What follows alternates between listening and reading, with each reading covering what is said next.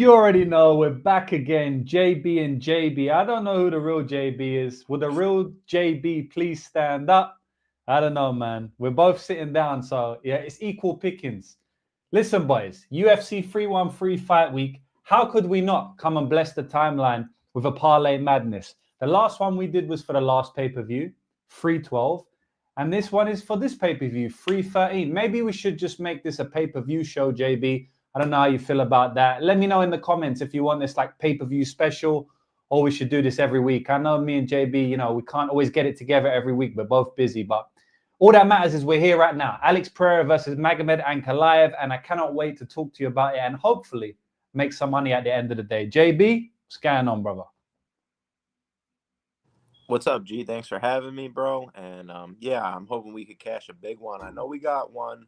I think it was in December. We've only done two since the new format, and I believe you caught a 11-1 parlay. I'm not mistaken on the Yo Queen Buckley. Yeah. Final leg was the KO, so that was a sick one. And I'm hoping I could do the same, bro. I'm hoping we hit a big one this week, and I'm feeling good about it. Let's fucking go, man. Yeah, we're batting at a solid rate at the moment. We did that Buckley one, which was the first show in a new format, cashed it. The next show we didn't cash it, but I think we were one leg off or something though, not far. Yeah, I don't remember the last one we did last month, but I mean we're basically in profit for the next 10 shows after we hit an 11-1, right? Or the next 6 shows because we do one each. So let's see, man. I'm excited about this card, JB. It's a pay-per-view, so I'm always excited about the card.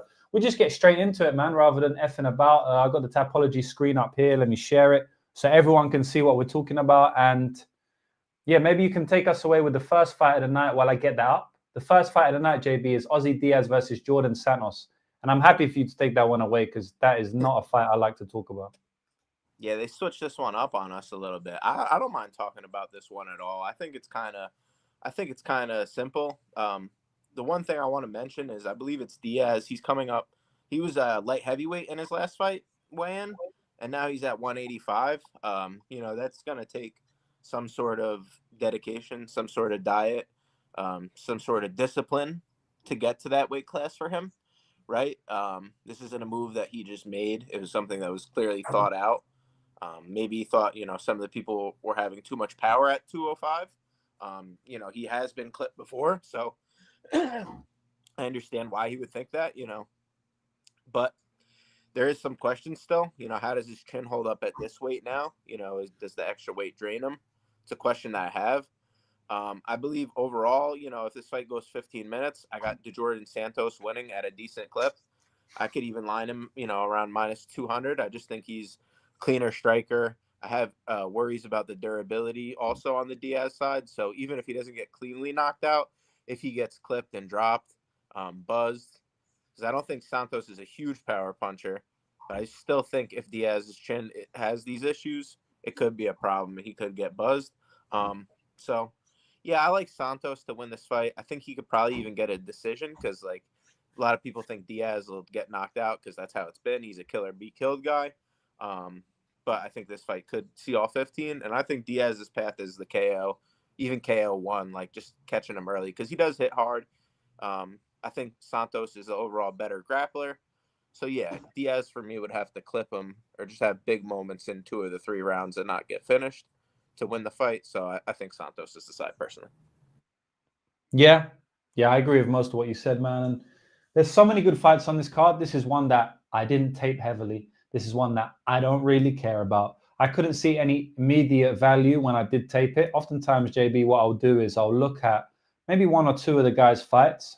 And if I can't get a read or get an angle or get some form of evidence that I want to cling on to in terms of helping me make a prediction, then I just pass on it. And that's what I did here. I came back, circled back and looked at it after.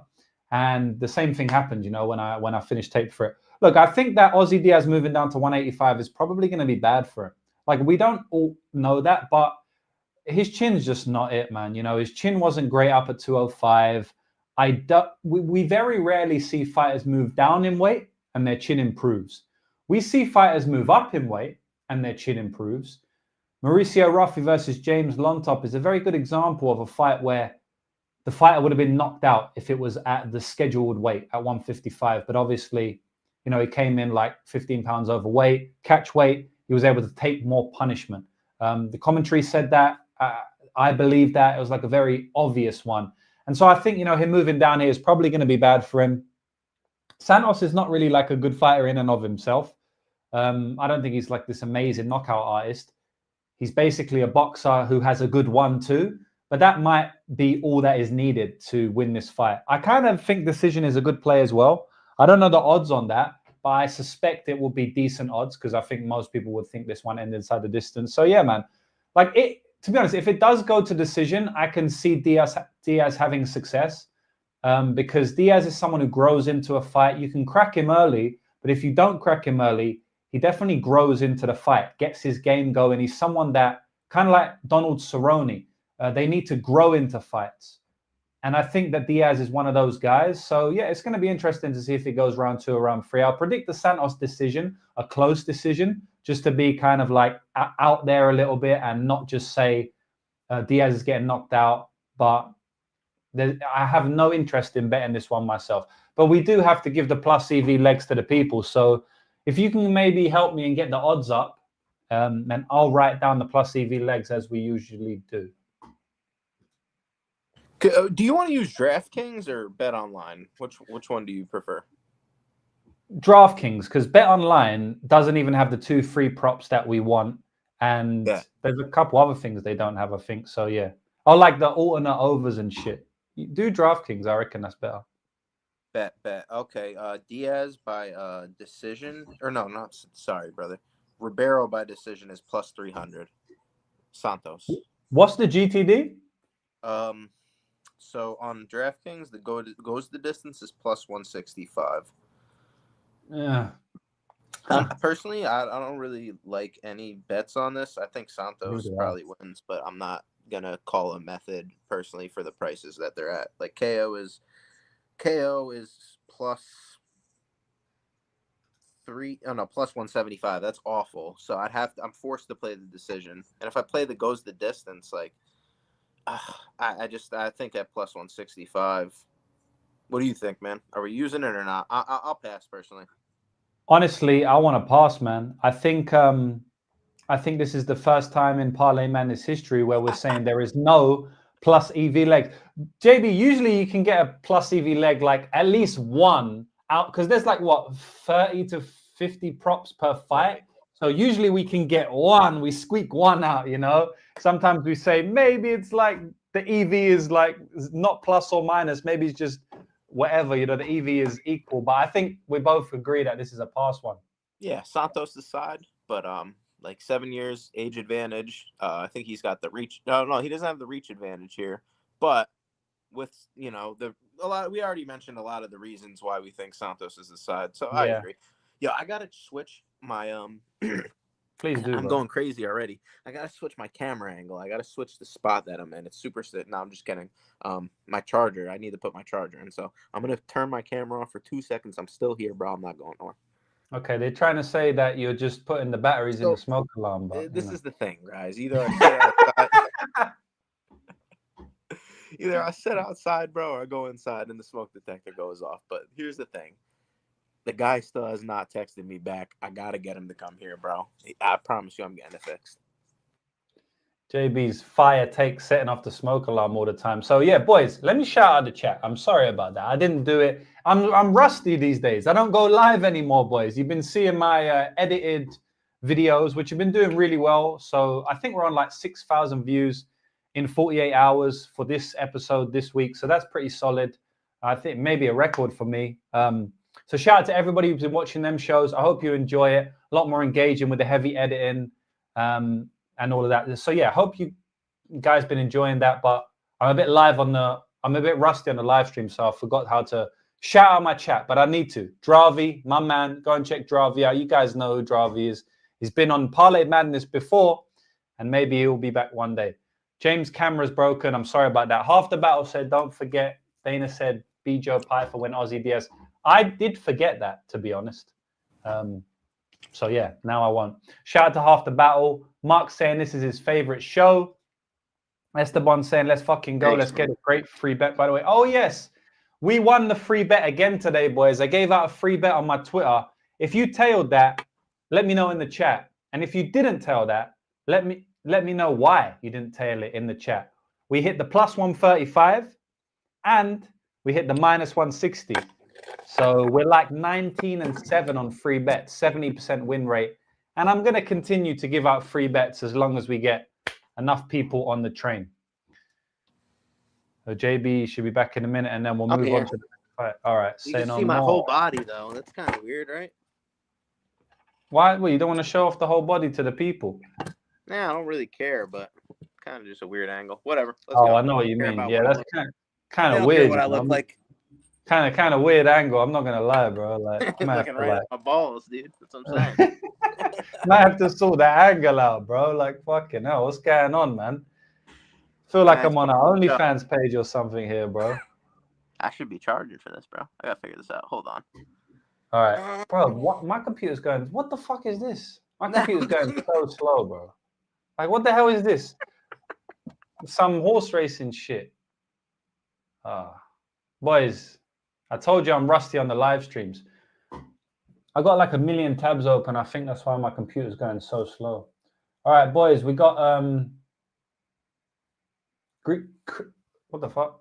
Yeah, Chris Gutierrez versus John Castañeda, and I'll take this one away. So this is a short notice fight. John Castañeda was supposed to fight last week. That fight got cancelled. Kind of annoying because I had a bet on that fight. Two of my favorite bets on the card were John Castañeda fight and Montana De La Rosa fight. It got cancelled last minute, so I was happy to profit. And that fight was at 140 pounds, right? So it was a catch weight, which is good for John because he does struggle to make the weight sometimes. But now he's fighting a week later after already going for a weight cut, and now he has to go for a weight cut again. Now, luckily, the fight is at 145 pounds. So, it's a higher weight class, which is good again, because it helps him with the cut in weight. I still think it's a negative for John that he has to go through two weight cuts in 1 week. But I just wanted to preface the breakdown by saying that, because it's important to get that out of the way, right? Overall, though, I think John has some stylistic advantages in this fight. Chris Gutierrez, at the end of the day, he's a good fighter. He's a class fighter. But he's the same time and time again in the octagon. You don't really see any growth from Chris Gutierrez. And I can't say the same again about John Castañeda, to be honest. Chris Gutierrez is the type of guy that if he's not getting his game going, he kind of quits in there. He doesn't really feel himself in there. And if you can avoid the leg kicks, you've basically beat Chris Gutierrez. Now, I have seen John struggle with leg kicks in his career. Not like heavily, but there's definitely like people have got off leg kicks on him and, to be honest, hurt him a couple of times. So it's not like out of the realm of possibility that Chris is able to do that here. He is very, very good at those. A complete specialist, maybe the best one in the entire MMA history. I mean, I think he's got the most leg kick finishes in UFC history, and he definitely renders a lot of opponents unable to walk with them, more than I've ever seen. So he's a specialist. He could get it going, but I just think John Castañeda probably has the advantage in the pace, in the pressure, in the in the mental, which is very important, the will to win, the mental, the cardio, and the wrestling, which is quite a lot of advantages to have at an underdog line. I think it's minus 110 now. I did see it at plus 100. I'm going with John Castañeda for this one. Probably a decision, but if he's getting his game going, as I said, Chris Gutierrez starts to wilt. So we may see a late finish by John round 2 or round 3. What do you think, JB? Yeah, I even think we could see a late finish for Gutierrez in round 2 or round 3, just because the low kicks. Like, if he starts to get off that game, it's really whoever gets off their game in this fight. But ultimately, I think Castañeda is going to be able to avoid the leg kicks. It's something that I think he could game plan for. I believe that he will be able to get the grappling going at some point in this fight. And if Gutierrez, like he has been in the past, is willing to just sit on his back and play jiu-jitsu, I think that could be a problem for a controlled grappler like Castañeda. I think if Castañeda shoots, 5 takedowns in this fight, he probably gets the win no matter what, whether it be by the finish or the decision. I do predict this fight to go to decision at a decent clip, probably about 75% in all honesty. So I would say this fight could go the distance, maybe even, what was it sitting at now? Minus 250, yeah. I got it at like minus 300, and that's what it opened at. So I'm not too far off. Don't really like any big props for this one. Usually what I'm looking for, and I'm not really confident about a side. Just to be contrarian, I guess I picked Castañeda on the Beat the Line podcast, but I think it's close, man. I honestly do. I'll go Castañeda again, but no bet for me here. Fair enough, bro. So I'm going to write down Castañeda this time. I'm not going to pass twice straight up. I do think that John Castañeda has a good chance to look a big favorite. I guess if the leg kicks get going, he could look, Chris could look like a big favorite as well. But I just feel like John has all of the upside in this fight to really run away with it. Whereas I don't really think Chris does. I mean, yeah, I don't know. I just don't think he's going to get the leg kicks going, I guess. Well, not enough to look like a big favorite. Whereas John, I favor him to grapple him like heavily. And man, I bet on Cody Durden at plus 250 against Chris Gutierrez back in the day because of the grappling edge. And he 10-8'd him in round one. I really still feel like he hasn't shored up those deficiencies as we've seen in the Yadong Song fight. And I really think that Castañeda can expose him badly on the ground here. It's just that Chris has fought at a higher level and has wins at a higher level than Castañeda. So stylistically, it's good for John. But skill-wise, and there's a word I'm trying to think of, it's slickness and skill and class-wise. Class-wise, John may be a little bit below, which evens out stylistics. But I'll write down John for a plus EV leg here. What's the current line, JB? Is it minus 110? I don't know, but I think your audio and your camera is off. So you're eating a banana right now, I think, as you're talking. I can just do it all, bro. I'm a man of many talents, Dude, I love it. The line for what? Castañeda? Yeah, money line. Minus 110, minus 110 on Bet Online. On DraftKings, it's minus 115 Gutierrez, minus 102 Castañeda. Not bad. I like Castañeda in that situation. Oh, you said DraftKings. Yeah, we're doing DraftKings, so minus 102. Can you tell me Castañeda round 3 or decision? I could, but I have to go on the app. Hold on, let me do that. Okay. Bam. Yeah, Jasmeet. I don't know what's going on with my audio and stuff. Sorry, I think I just got a lot of tabs open. So I bet around 170 bets today, and I bet like 40 on basketball, and then 170 on all the other sports, and I got a lot of tabs open because of that. So yeah, I'm sorry about that. Yeah, facts. Round 3 or decision is plus 140. Meh. That's kind of shit, to be honest. Yeah, I mean they kind of know. To getting Oh, shot. dude, I hate this camera angle, bro. I'm switching it back. I can't do this. Yeah, you got to keep that one for the misses or something, man. All right, listen. We're on the next fight, boys. Which is? Hey, bro, that's hilarious, actually. Oh, you're back. You're back. Yeah, I'm back. Let's do it. I'm going to have to plug it in at some point, but we'll figure it out when the time comes. All right, well, we can run through this one fast, in my opinion. Myron Santos, the tough guy, against Francis Marshall. I kind of... Oh, whoops. So I'll be quick on this one, JB. I was thinking about betting Marshall earlier in the week, and that's because we've seen Santos struggle, on the ground. And what's Marshall going to do? He's going to try and grapple him. I just don't really see Marshall having the chain wrestling needed to grapple Myron. Like, Myron can definitely defend 1 or 2 takedowns initially. I feel like he struggles with the chain wrestling a little bit more, and I feel like Marshall doesn't really have that in his toolbox. Marshall's a tough guy, meaning that he's always going to give himself a chance to win, because Santos could get off to an early lead, but I really think Marshall will, keep pushing on. But I also feel like if Marshall doesn't get his game going, he's going to continue pushing, but I think that things can snowball against him because Santos is just going to be picking him apart at range and, landing some good shots. So, yeah, I don't know, man. Marshall doesn't really grind the wrestling as much as I want consistently, chaining takedowns together. together.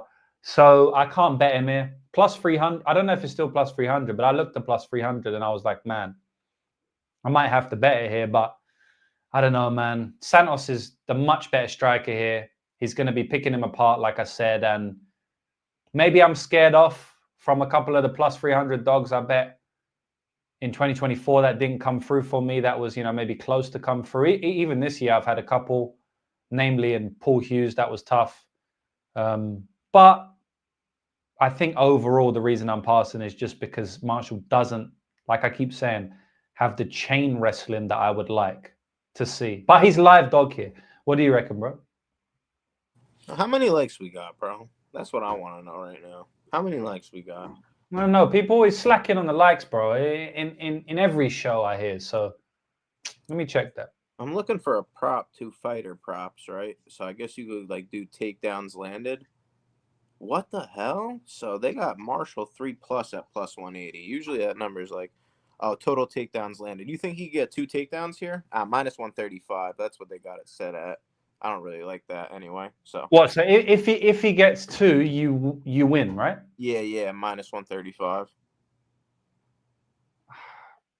I'm not really good with those because I've never really bet them. Actually, I do. I have bet takedown props. The fight goes 15 minutes. I think Marshall gets 2 takedowns. I do think he gets 2, to be honest. Yeah, I do. I think Santos winds up getting back up. I think he probably pieces him. I think Marshall's fairly durable. I think people might, question his durability due to the Isaac Dolgarian fight. I just think Isaac's really good, got him in some bad positions. But historically, I think he's pretty durable. I actually like the over in this fight. I think the way this fight ends, I guess Marshall could submit him if he's, getting that much better. He has moved to ATT. He's at a new camp. He's with Dawson, Moises, training with a lot of guys. I just don't know if he's been there long enough for it to make that big of a difference. But it's definitely an upgrade, definitely an upgrade from Pellegrino, Jim, right? He's obviously was getting attention there, but you need the training partners. And I'm just curious, I personally think that Myron's the side here. I don't think I'd bet him at minus 300 though. Yeah, that's where I'm at on it. Let me see what the over is. I like the over, bro. I think it might be decent. Yeah, they got the quick same game parlay is like Myron under 2.5. That's what they want you to play. Let me see. I can't even find it. Fight goes the distance is minus 175. Where the minus 210 for the over. That's pretty chalk. I don't really like it. That's pretty chalk. Yeah, it's you have to pay for a lot, and it's not like I don't know. Like the fight should kind of be action packed. Yeah, no, I could see Santos knocking him out 100%. I was just trying to make a contrarian point. I didn't think it was going to be minus 210. No, that's crazy. I thought that would. Yeah. Fuck. Oh well. The books know, bro. The books know this week, bro. We'll get them on some fights, though, bro. We'll find them. Bro, I don't. Again, like, I think we might have to pass on that one. Is there anything we like? This is crazy.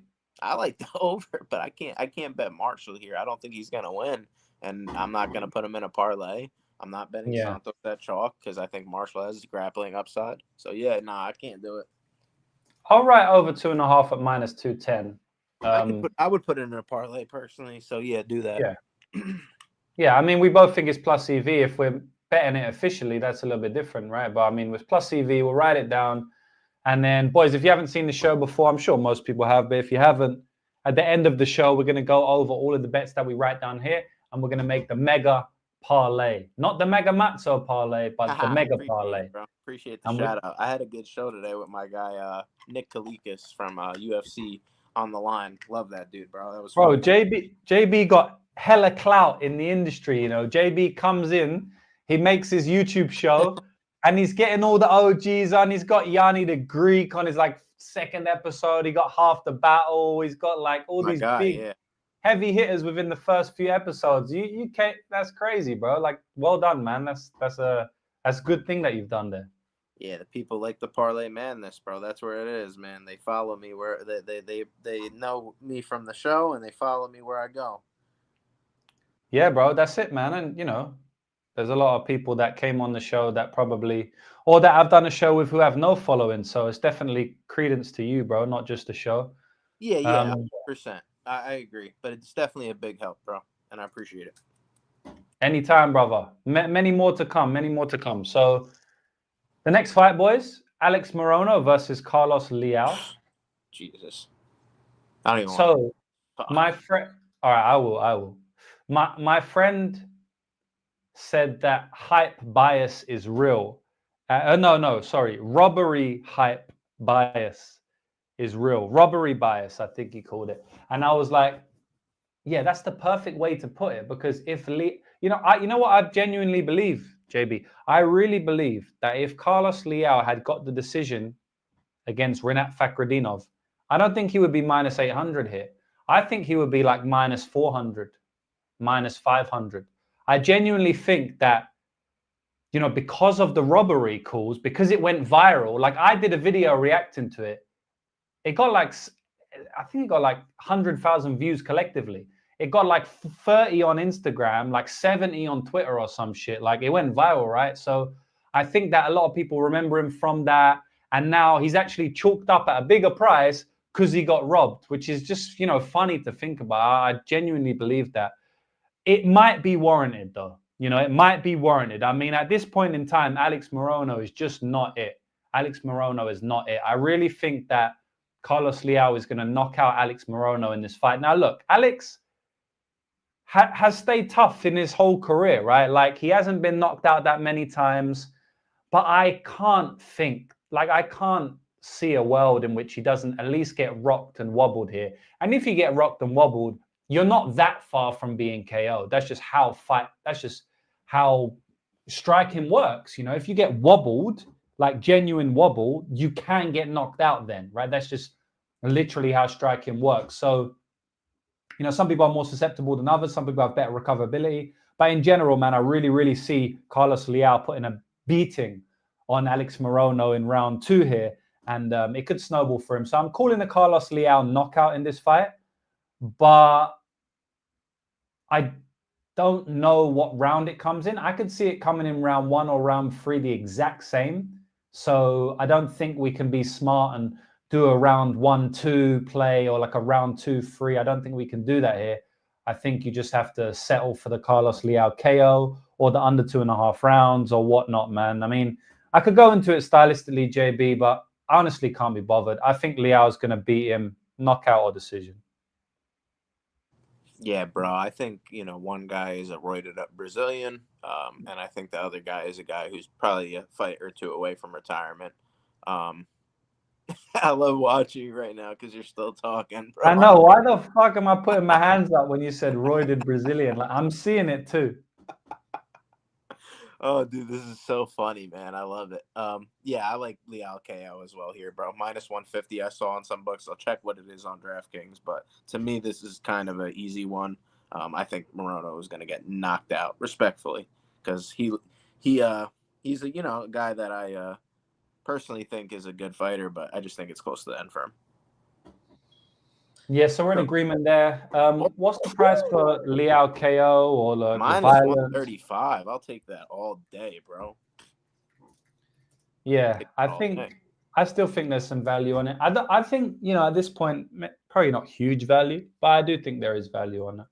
What's like a 65% at least?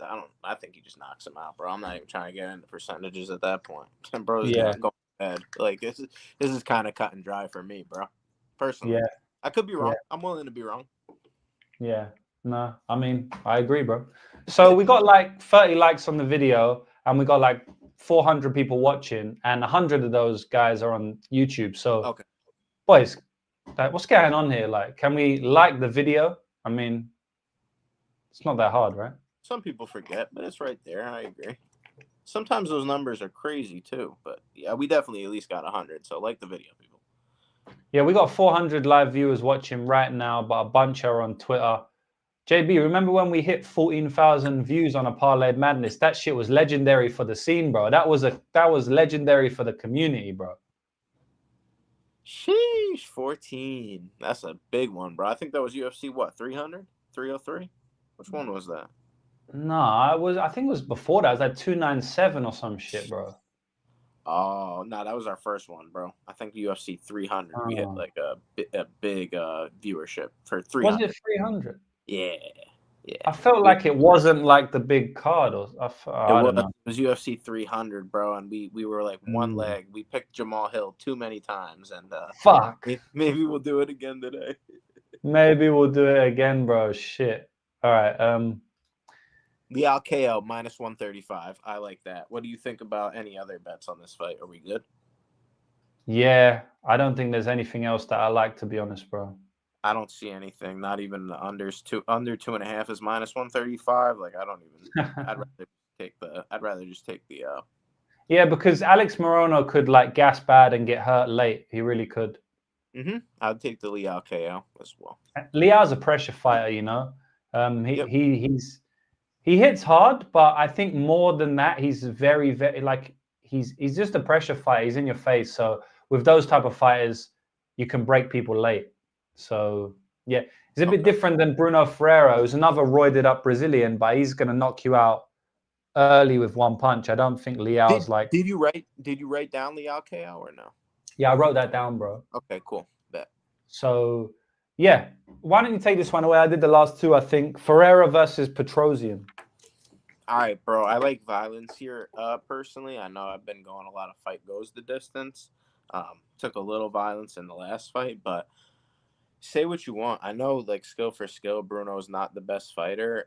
But in round one, I think he's super dangerous. I think even in round one, Petrosyan can knock him out. I know that sounds a little bit crazy, but if the chin issues are a thing and a concern for Bruno Ferreira, Petrosyan could hit him with a kick or something. I don't think Petrosyan's like a power striker, but as the fight starts to go on, I could see him starting to pepper with the kicks, slowing down Bruno Ferreira, especially if Bruno's trying to grapple him. I think he could slow down as well.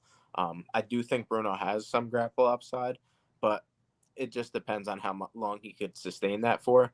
I like the, fact that he tossed Phil Hawes in the manner he did, like, is showing that this guy's got legitimate judo. It's not, something there. But judo could be, it's hard to clinch up with people and get those tosses. And if Petrosyan gets back up, I think Bruno's going to look a lot more tired than he did before that takedown. So personally, me here, I like the violence, and I think Ferreira round one is probably his path, and Armin's the side for me. I think he winds up surviving the first round. I don't think he's going to get double back fisted this time. And I like just violence in general here. Under 2.5, minus 165. Honestly, don't hate that. Or even fight doesn't go. Just because I think Bruno could just die late. Yeah. I like the Petrosyan side here. I don't know if he's going to get a finish. Ferreira has shown, I guess, minor chin issues with Ruzaboyev.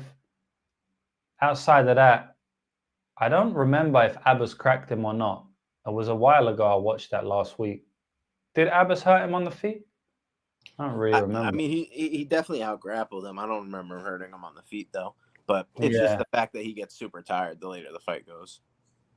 Yeah, so, yeah, I mean, I guess in that regard, he could, like, get a late finish in terms of him gassing out. But Petrosyan's kind of harmless, which is, not great. I just feel like he's the much better fighter, He's way better striker, way more technical, way better defensively. And offensively, he's better at landing his shots. He's not as dangerous, but he's better. So I think outside of round one, he should kind of boss the fight. So I'm happy to go with Petrosyan here. I am a little bit worried about Hulk Smash. I can't lie. Maybe if you play Petrosyan, you could play Hulk Smash inside the distance. And you'll get a decent price on that as like a hedge bet, because I don't think Ferreira's winning the decision here. I think if he's on top, Petrosyan's getting back to his feet. I've seen Petrosyan get back to his feet multiple times against Rodolfo Vieira before eventually getting finished. I bet on Vieira in that fight. So I thought that was going to happen. I actually didn't think Petrosyan would get up as much as he did. So I don't see any reason why he won't be able to get up against Ferreira. But I do think if Ferreira is having grappling success consistently, he's probably just going to pound him out on the mat. And then obviously, I think his path to victory is a KO on the feet, probably early. But I guess it could come late. You never know. just one explosion. Because Petrosyan's been knocked out multiple times now. So, even on the regional scene, he got blasted. So I do think he's got some issues there. So, yeah, I don't mind a hedge bet on Ferreira ITD KO, but yeah, I just feel like Petrosyan's going to be able to get back up to his feet if he's taken down. I don't really think Ferreira's going to be able to take him down anyway. Like, I don't give him much upside to do that, but you're right. He threw Phil Hawes around a little bit. He's a fucking physical beast. There's no reason why I would not believe he could get a takedown or two in the first round if he really goes to it. He also just doesn't go to it much. But if he does that, he's probably getting tired faster, probably getting finished late again, like you said, like in his last fight. Petrosyan for me. I'll actually write his money line down as a plus EV leg, as I do believe it is plus EV. And if there's anything else, I agree with the Petrosyan money line at -135. That's something I wrote down. And I think Bruno round one at, let me see, plus 350. Nah, I don't really like that. And if we both like Petrosyan to win the fight anyway, we disagree on the method. Like, let's just stick with Petrosyan. But I will say this. I found a line. Over half a takedown for Bruno Ferreira at -130.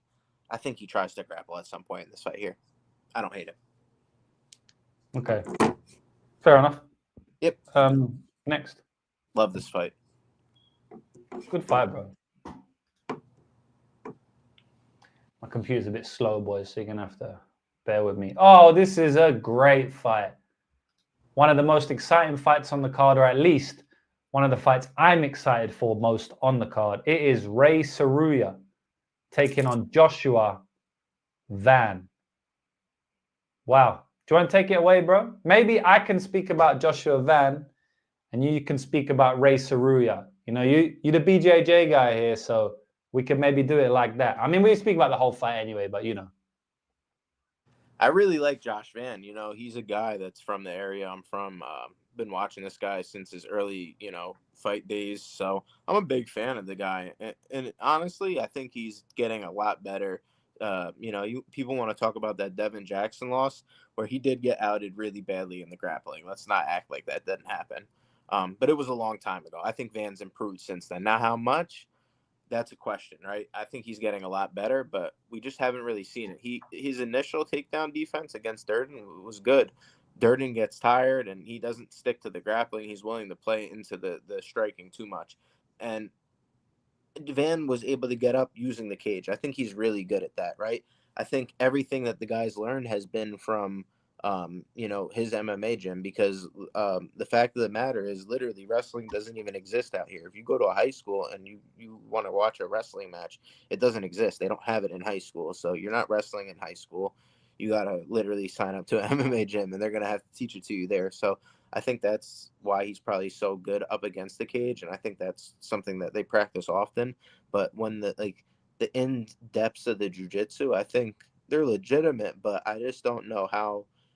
Pineda, I think he's a good coach, but I think Ray Tsuruya might just be a step ahead here in the grappling, personally.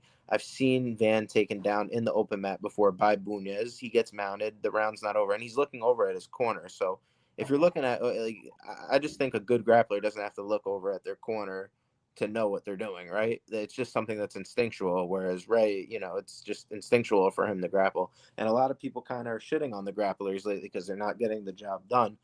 But I think Ray could be a little bit different here, just due to the fact of the matter is I think that he has very good takedowns. I think that he has unique takedowns and stuff that's hard to prepare for. And the other thing is even if you get a good initial sprawl on this guy, he's very good at recovering for what I would call like a single leg recovery, right? He'll latch onto the leg, and he did it against Hernandez in round 3. I've heard a few people bring this up this week, but I want to mention that he did pull Hernandez on top of him that round. Bad IQ mistake. But when he tries to, even though that happened, he was able to scramble back up, and when he gets to the takedown, he's able to pull in the leg from positions that other people really wouldn't necessarily be able to. So it just shows you how strong this guy is. He's definitely got that wiry strength, and that, it's strength that matters in these positions. It's something that he's definitely been doing his whole life, and you can see it. Very talented. He will attack the submission consistently. He winds up in good positions. And I also think he has a very good backpack, which should come in handy here against Van. People want to talk about short and stocky Van. act like this guy has never been backpacked before and choked out. So he even tapped against Jackson with 2 seconds left. So it's not act like this guy ain't willing to tap. And even if he's having success and he winds up in grappling situations, I've seen this guy on top and try to fall back for a heel hook, or he's gone for calf slicers. So he can get a little overzealous in the grappling as well, Van. Now, if this fight does remain on the feet, I will favor Van, obviously. If this fight does get to the later rounds, I do favor Van. He's one of those guys that tends to give up round one very often. We have seen him get hit quite a bit in the octagon, but I don't think that's going to be a problem here against Ray. I just generally think that Ray has a very big BJJ and grappling advantage in the first round and the second round. And if he's able to, really control him for the first 2 rounds, who's to say Ray actually gets tired if he's having all this success in the open mat? So that being said, I like Ray here. I think at some point Van is going to give up his back, and I think Ray is going to be the second person to submit him in MMA. Bomb. Mic drop. I like one it. One last thing. This is the first fight in UFC history between 2 fighters that were born in the 2000s. We're old as fuck, bro. Wow. Fuck, we're getting on, man. Every dog has his day, JB. But I think we still got a couple of days in us, because Ray Tsuruya is plus 165 on my ticket and plus 145 market wide right now. That's what I got him at too, bro. I like it, bro. Ray Tsuruya submission is plus 650. Submission round 1 is looking at me at 15-1, JB. I mean, Joshua Van is a great fighter. We know this. Ray Tsuruya has some of the most unique grappling I've ever seen in MMA. He's almost changing MMA grappling single-handedly. I mean, he's so unique with it. The way he hangs on to you and then transitions to a leg and then transitions to an arm, and he holds onto your arm and he scrambles out around your back, and he's like a monkey, like swinging from limb to limb. He's not the traditional single leg dump guy. He's not the traditional blast double guy. He's kind of like this hybrid jiu-jitsu wrestler flyweight who doesn't get tired and just creates positions out of his own arse. Like, he's doing some really, really cool things in MMA that we don't really Yo, James, your mic is covered, I think. It sounds like you're in a tunnel. Oh, okay. Thank you, brother. Now it's better. I'm back. So, I'm basically just saying that, Ray does some really cool things in MMA that we just don't see. We just don't really see in MMA grappling too often. So I think that Joshua Van is not really going to be ready for it, to be honest, bro. Like, Joshua Van, he's going up against fighters who are shooting singles, doubles, fighters who are working from half guard, and they try to mount him and just whatever it may be. But Tsuruya's got his own type of shit going on. He's got his own shtick. It kind of reminds me of like some weird 10th planet shit from like 25 years ago, and like the jiu-jitsu community just didn't really know what was going on. Like, what the fuck is this spider tarantula? What are you calling that? And I really feel like Tsuruya is kind of like of that ilk. And I think Joshua Van's going to have a hard time dealing with that, at least early. I could definitely see Joshua Van scrambling out of something where he thinks he's safe, because he usually is, and then he scrambles himself into a back take, into a choke, into a twister, into, what I mean? Like something creative, because like I said, I just don't think he's going to be ready for this type of grappling. Now, I will say this. I think Joshua, like I've said all of that about Ray, right? So you might think that Ray's a max bet for me. Let's talk about Joshua Van for a sec, right? Joshua Van has a gigantic edge on the feet, right? He hits harder. He hits faster. I don't know if he's got better durability. I haven't really seen Ray go to war on the feet like that, but he's most likely got much better cardio, pace, pressure, range management, the ability to land his shots. Like, he's got just as big an edge on the feet that Ray has in the grappling. So it really comes down to what you said about Castañeda, Gutierrez, who can get their game going. I see no reason to believe Ray won't get his game going early. It's just, can he hold it up for 3 rounds if he doesn't submit him? That's going to be tough, because Joshua Van is not going anywhere. And if you don't put him out of it, he's going to keep coming in round 2 and round 3. And we have seen Ray gas out in round 3 a couple of times. He doesn't death gas, right? But he definitely shows gas issues. If you can stay calm, if you can stay measured and not get submitted, then it's going to be trouble for you. I bet on Ray against Mark Klimakow in the road to UFC, and it was a very close fight. It was a nip and tuck fight. Mark is a veteran of the sport, though, a very, very good fighter and a veteran who has seen a lot in the game, right? Whereas I don't think Josh Van is of that ilk. I think he's going to be a little bit more overwhelmed than Mark was. And Ray still won that fight, you know, and he's a very young guy. Both guys are going to be improving heavily. I just feel like we've seen less of Ray. He could improve even more than we have seen, right? Like, we don't know his level. We don't really know Joshua Van's level, but at least we know it more than Ray. I mean, Ray could come out here and just grapple the fuck out of him, submit him in round one at plus 1,500, you know? And then it's like, oh, damn, maybe Ray is the absolute truth. Whereas we know Joshua Van still has some work to do. We know Joshua Van has been caught now. We know Joshua Van gives away round one. Like, we know a lot of deficiencies in his game. Whereas with Ray, he could just turn out to be a fucking super beast and just go straight to the top 5. So I feel like the upside is massive on Ray based on the unknowns as well.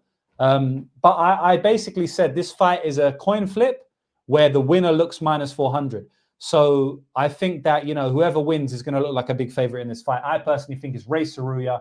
Take it to the bank, plus 145 at the moment. I think there's value on that. I'll write that down, and we might have to chuck a cheeky submission one at plus 1,500 in a parlay or something as well. Read my mind, bro. Love it. I think Van round 3 got some value on it as well. So yeah, definitely. Like let's just be real. You know, I love, you know, Ray in the spot, but if this fight gets to the later rounds and Van's getting his game off, I don't see why he wouldn't be able to finish him. You know, if Van's getting his game off, he could even finish him in round 2, or win a decision. It really a lot of variations of this fight. But what I think is going to happen is a Tsuruya round 1 sub or round 2 even is possible. Agree, bro. So plus 650 on Ray, plus 650 on Ray sub. Okay. What's the money line, bro? Okay, my fault. It's plus 140. I like it, but I'm not huge on it as I am at like plus 165, if that makes sense. Definitely makes sense. Better price, but fucking I love it at plus 140. I really feel like this is a minus 110 fight with minus 400 upside for Ray. Making me feel good about my bet, man. Like it. Ray Tsuruya sub plus 650. You gotta spell his name right though, bro. You gotta spell his name right. He's a legend in these streets, bro. Sorry, bro. Man's talking about Van being a max bet. Yeah, I've heard a lot of people say that this week. I don't understand it. I'm confident in Ray. I'm not that confident though. Plus 1,200 on Van round 3. That's stupid. JB, do you think that Van has fought way better wrestlers in his last 2 fights than Ray? No, I think Durden looked like shit. I think Ray's a way different style of grappler than Boone is, than any of these guys, or what anyone says. And I'm going to go with my gut. And my gut's fucking done me well in the past, especially with Van fights. And when I think these guys are just high-level grapplers, I trust what I see when it comes to jiu-jitsu specifically. And I feel like I got a good gauge on Van's level. Yeah, and one thing I will say is, like, it happens a lot. I give a big take. I gave a big take, but I did say the fight was a coin flip, you know. So don't take me wrong, you know. Don't max bet stuff.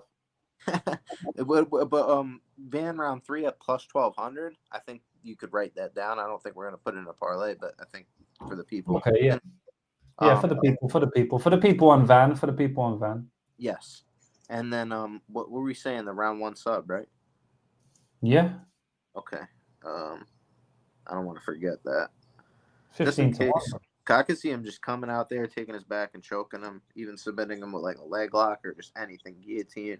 I really feel like Van can make a mistake because the grapplers he's come up against do not do the same shit as Ray. So you think you're safe, and then you're not fucking safe. So I really feel like he could put himself in one.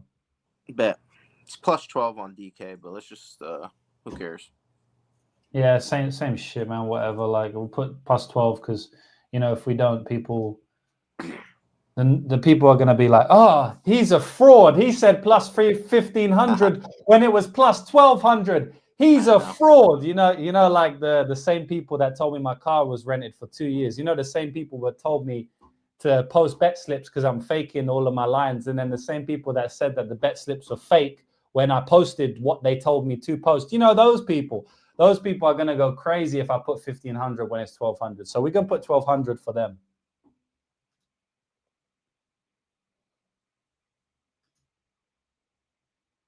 And I'm moving on to the next fight, by the way.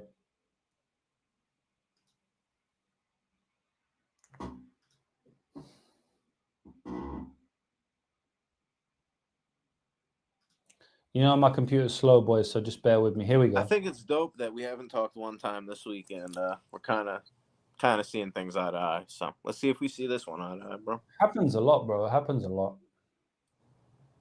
Yeah, this week I didn't know. I was curious if you were going to be on Van or not. I was not sure. Yeah, man, I like Ray here, bro. In these type of fights, at the end of the day, like the last thing I'll say is like in these type of fights when you got two prospects, two potentially very similar level guys, same age, similar record, they're prospect versus prospect. UFC wants to see who the better one is. It does not take much for me to bet the plus 165, JB, Fair it really doesn't. It's like when you get the super high level fights, top 5 fighters, like it doesn't like the, Brian Ortega versus Yair Rodriguez. Brian Ortega's plus 150. I'm just betting it straight away. Like that's just how it goes. So yeah, Blaydes versus Kuniev, bro. You want to take this one away? Yeah, I think Blaydes is probably going to get it done here. I think he's the rightful side. I think Kuniev is live for the bonk in any round here just because Blaydes is super chinny. But I ultimately think it's Kuniev who gets finished. It could be a decision even, but I think Blaydes finishes in round 2 or 3. I think Blaydes' striking's improved a little bit over the years. He's crispy, and he could find that in and out boxing movement that he's gotten better at. If he's able to mix in some takedowns too, he's gotten better at like mixing the hands in with the takedown as his career has gone on. Because in the beginning, I felt like he was really just a wrestler, and if he wasn't able to get that game going, it was a problem. Now he seems to be a little bit more comfortable on the feet, and he even got the KO against Jailton Almeida, where Almeida basically gassed out in that fight. Let's be real. So, any point, I think Blaydes is live to just go to sleep because his chin to me is super suspect at heavyweight, and Kuniev, say what you want, but I think he could crack him. So, yeah, I agree with Glenbot here. I think 2-3 for Blaydes, but not sure what the number is. Yeah, so I might look silly in this one, JB, but I actually like the underdog. I like the plus 270, plus 280, plus 250 on Rizvan Kuniev. Obviously, he had an injury, and the fight was supposed to happen a couple of weeks ago. I couldn't find any information on that injury. I even spoke to people from that part of the world. Couldn't find any information on it, so I don't really know what that was about. But regardless of that, I think we have to take a shot against Curtis Blaydes at heavyweight as a massive favorite when Kuniev probably has the wrestling to keep this on the feet. If they wrestle, I don't know if Curtis Blaydes is just running away with this wrestling shit. I mean, you saw what Jailton Almeida did to him. It's not like this guy is completely immune to any wrestling success from the other guy. And it's not like he's the best wrestler in the world. He's probably the best one at heavyweight, like consistently. But I don't think this guy's like some super elite wrestler or anything like that. I think there's fighters out there who can stop the takedowns. And I think Rizvan honestly could stop the takedowns. And then, I actually think he will. I think he will. Right? I could be wrong, but I think he will. So I think this is a stand-up fight. So why is he minus 300 in a stand-up fight? Like, he's a good boxer, I guess. He's been slept multiple times by multiple different fighters. He's been wobbled, dropped multiple times. By the way, every single fighter who's knocked him out is like the biggest hitters in the division's history, right? So I do think his chin's pretty solid, but at the end of the day, man, it doesn't matter if your chin's solid at heavyweight, you're still going to get hurt, right? It can happen. So, JB, I just don't see the upside for Curtis Blaydes at minus 300, and I want to take a stand against it. I do see a massive upside for Rizvan at plus 270 because I think that he can hurt Curtis Blaydes, and I think that he can do Curtis Blaydes in the clinch. I think that he can clinch, and I think it's going to be very interesting to see who wins these clinch battles. Now, I make Curtis Blaydes a favorite, but I don't even make Curtis Blaydes a favorite stylistically. I make Curtis Blaydes a favorite because of his level of competition, because of his UFC experience, and because of Rizvan is making his UFC debut. I think you add all those three into the pot, Curtis Blaydes definitely deserves to be a solid favorite here. I think stylistically, it's kind of close, to be honest. So I'm happy to take the upside shot on one of the biggest underdogs on the card this week. We'll see how it goes, though. That's fair, man. I don't hate it. You have a stronger read on this fight than I do, that's for sure. But I think it's definitely dog or pass. I wrote down before the show, I wrote down some plus EV legs. I wrote down Kuniev KO at plus 500. I think that's definitely live. Yeah. Yeah, I honestly think points is live as well, man. So yeah, you're talking me into it. I mean, dude, it opened at plus 500, went up to plus.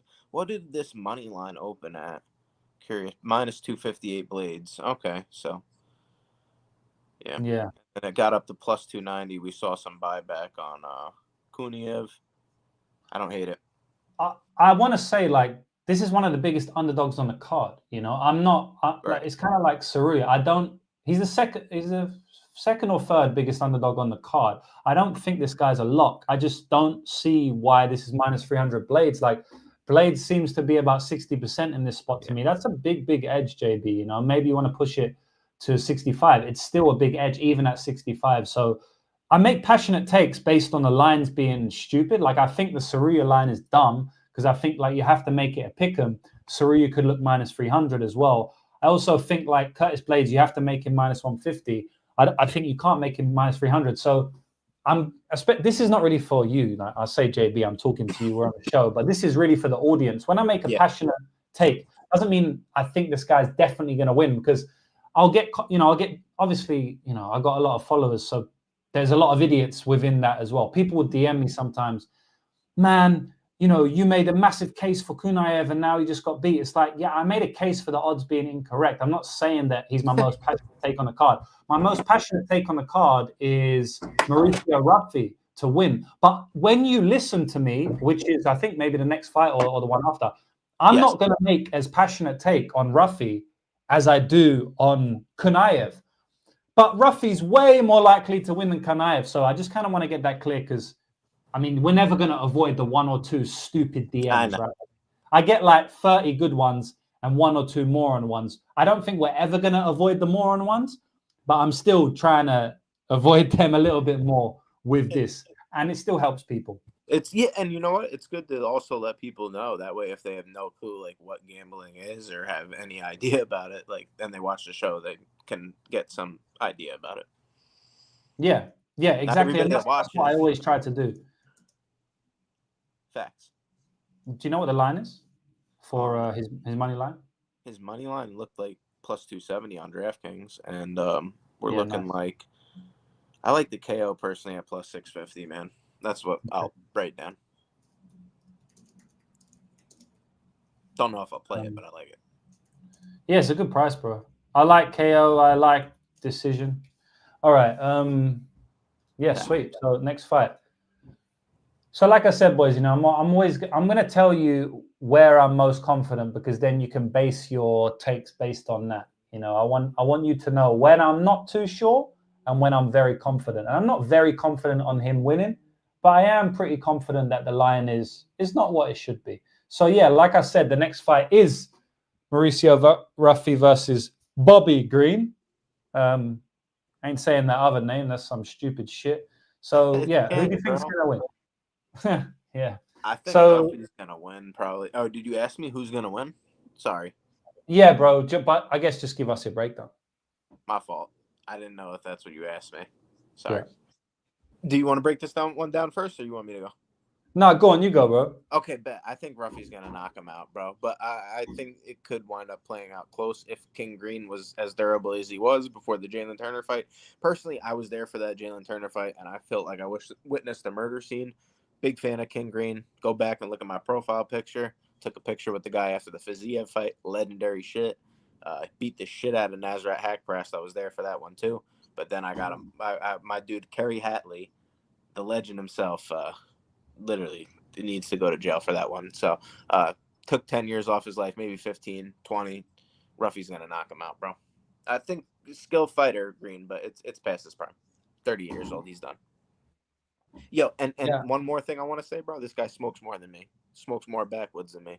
It's ridiculous. And he's going out there. He's going to get finished by Ruffy. Fighting nerds, baby. I wish I had the glasses. Good cardio for a backward smoker.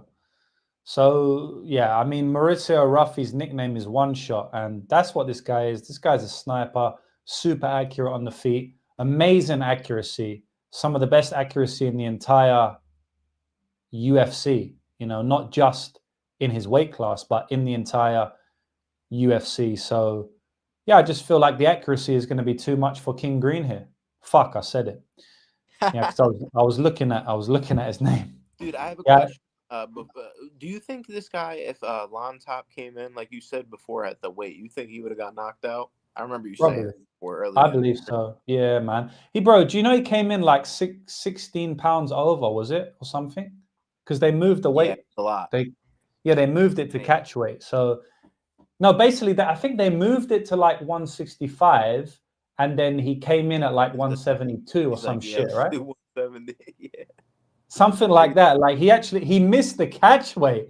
I've never seen that before. He missed the catch weight. Like they agreed, and then they fucking so it wasn't even the 165 or whatever. So or 170.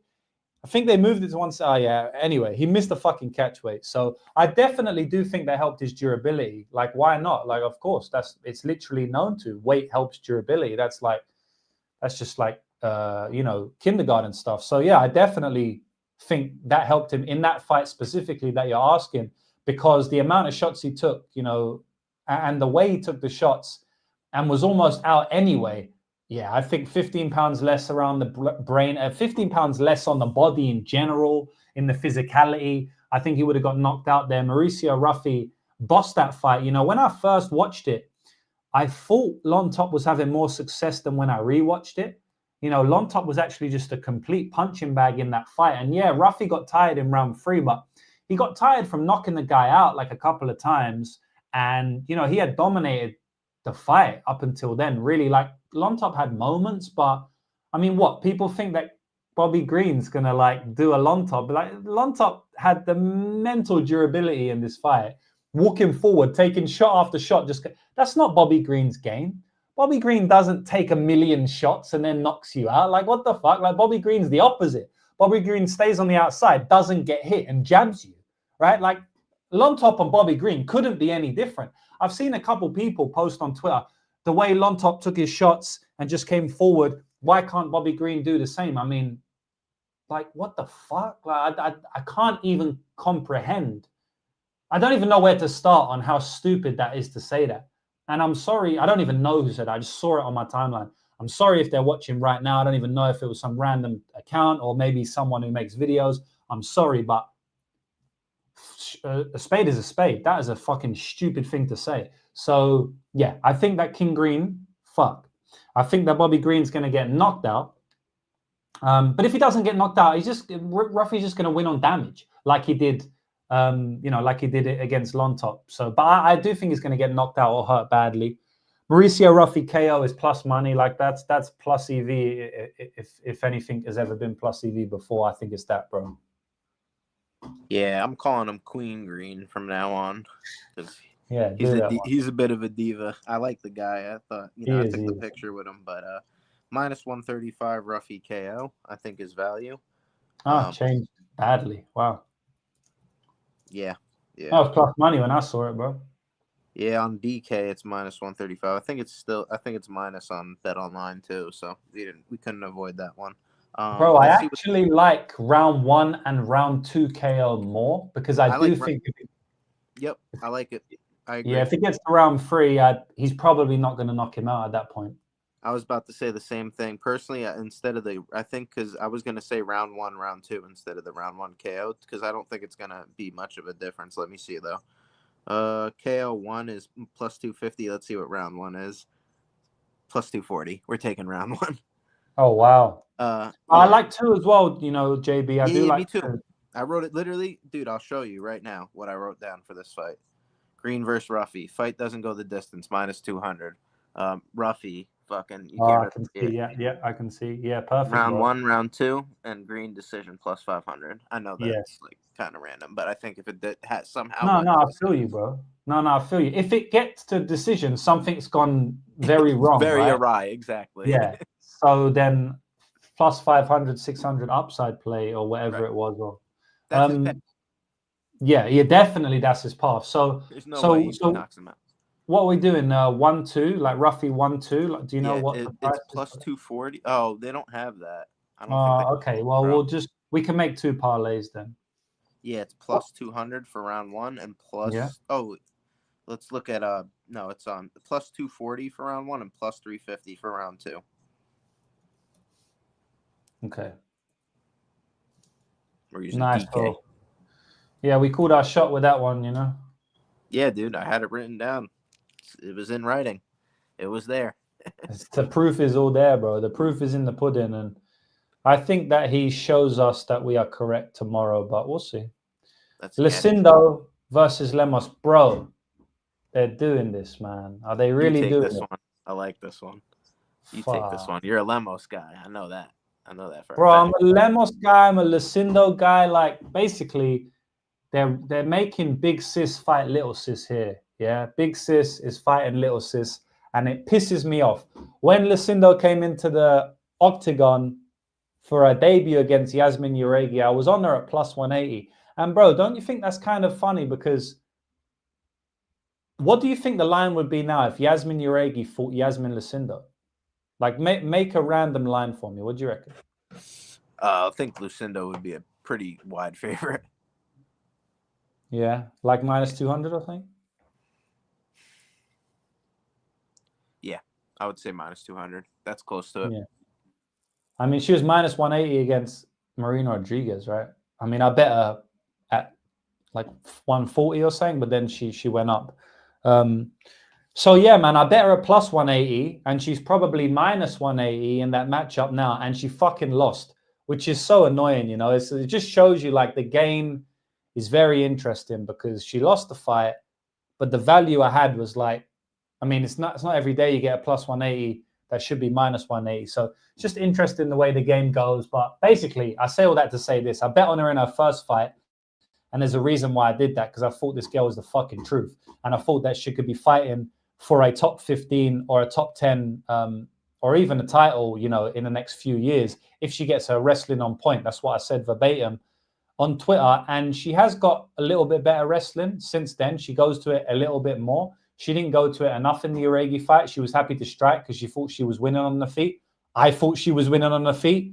She ended up losing, I believe it was a split decision. And yeah, 30-27 to Yasmin Jauregui on one of the scorecards, I think was fucking stupid. But let me not get angry about that fight again. Basically, man, this fight really comes down to a tale of two fights, because Lemos is the much better striker here. Lemos is the best women's MMA sniper in UFC history. There's never been a sniper on the level of Amanda Lemos. Nobody can pick a shot, a one shot like Amanda Lemos. Amanda Lemos is Mauricio Ruffy in woman form. That's literally what she is. She picks her shots like I've never seen any woman do before. Like who we got on the striker? Weili Zhang. She throws a fuck ton of volume, bro. She ain't like pinpoint with that her shit. Who we got? Like Chris Cyborg, that bitch, she just fucking wings stuff. Because Amanda Nunes, Amanda Lemos is on a different level, man. And Lucindo is at risk of getting knocked the fuck out in this fight, man. Even when Lemos loses, she has moments. She has moments in every fight. She's basically never not had a moment, except for the Verna Jandiroba fight. She had a fucking moment against Weili Zhang. I know you guys remember that. So, she has moments in all fights. It's a very, very tough fight for me, not only because I don't like to see them fighting, because I like both fighters, but also just because one fight is the much better striker and one fight is the much better grappler. Lucindo, if she gets her takedowns here, she can go to work on the mat. She is a legit grappler, a very, very legit grappler. I think Lucindo might get wobbled on the feet before she really pursues the grappling. I think she's tenacious enough. I think she's small and wrangly and wiry and tough enough to make it gritty enough to get the body lock, to trip Amanda Lemos, and to win the fight. I think if she gets on top, she could submit Amanda Lemos. Amanda Lemos got submitted standing up, right, by an arm triangle. That is not good. JB, and I know you know that coming from the jiu-jitsu scene, like it's just not a good sign, right? And then on top of that, she got submitted by Verna Jandiroba. Like, yeah, okay, Verna's a good on the ground, but Verna hadn't had a submission in like 5 years, right? Up until that point, something like that. It was like 4 or 5 years, right? So for her to get a submission there again, it's not great, and I just feel like Lucindo can definitely show her the door. Maybe a head and arm, maybe a rear naked, something like that. Maybe even like an armbar or something. I also think ground and pound is live. I'm going to go with Lucindo here. Reluctantly, like Lucindo is outmatched on the feet. She's very good on the feet, but I think it's a bad stylistic matchup for her on the feet overall. I think she can crack Amanda on the feet, but I think, you know, if they stand for a long time, Amanda will land her shots. I don't see a world in which Amanda doesn't land that straight hand, you know. She got a beautiful front kick to the face as well and very, very hard leg kicks. And I think that's going to be trouble for Lucindo. Lucindo's much younger here, like a 14, 15-year age gap. I got Lucindo in this one, bro. What do you think? I think we're going to have a little disagreement here finally. So I think Lemos is probably going to be the side for me here.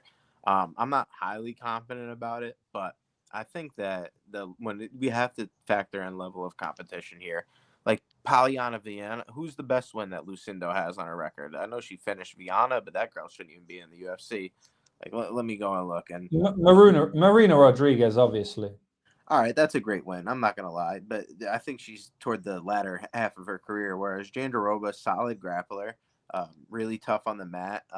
You know, Dern's high-level grappler, in my opinion, and she held her own. I think we both had Dern in that spot. We took her, you know, at the distance, but she held her own in that, and I think she beat Dern, if I'm not mistaken, or am I wrong? Yeah, she beat Dern. It was a weird fucking fight, bro. Like, she hurt her in round 2, and that changed the whole fight. Outside of that, Dern had that one easy, but yeah, she beat her fair and square.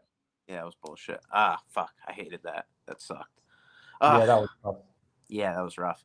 But nonetheless, I think that Lemos is dangerous on the feet. I think she's one of the best finishers at the weight class. It's not often you see some of the numbers on a finish when a person at 115, but she's shown time and time again that she could put girls away, and she's got a good jiu-jitsu game of her own. Like, you want to say what you want to say about Lucindo, but she's been submitted before, and I don't, you know, I give credit to Marina Rodriguez, but none of these girls that she's fought in the UFC have the grappling to match her like Lemos. Like, I think Lemos, you know, submission-wise is a good black belt. She jumps on those rear naked chokes. She jumps on those guillotines, especially if she hurts you. You know, I know Lucindo doesn't necessarily shoot those double legs, but when you get hit and you're on autopilot, things can happen. And I think in scrambles, like, she will go for the whizzer, you know, and on these scrambles up, and she gains hip and head height, and then she will go for the guillotine. And one of the things is when she jumps on it, I think she's very good at the mechanics to finish it. So I think some of the props are off on this fight. I think Lucindo probably not going to get put out cold, but I think she could get rocked, and I think she could get subbed here, especially if Lemos is able to scramble with her in the grappling. My worries, though, is that Lemos is 38 years old now. Sometimes she can have some cardio issues, and it just seems to be kind of two opposite career trajectory paths. Lemos, you know, already seen the championship, similar to Blaydes, right? Like, you know, these people get there, and then the career kind of goes on the downswing. So that is my worry with Lemos, and you know, some of the wins in her early career can kind of be marked up as not the best level of competition either. So, yeah, I don't really feel too strong about this one, but I like the Lemos sub at some of the higher prices. Yeah, I feel like we're on the sub, but opposite sides.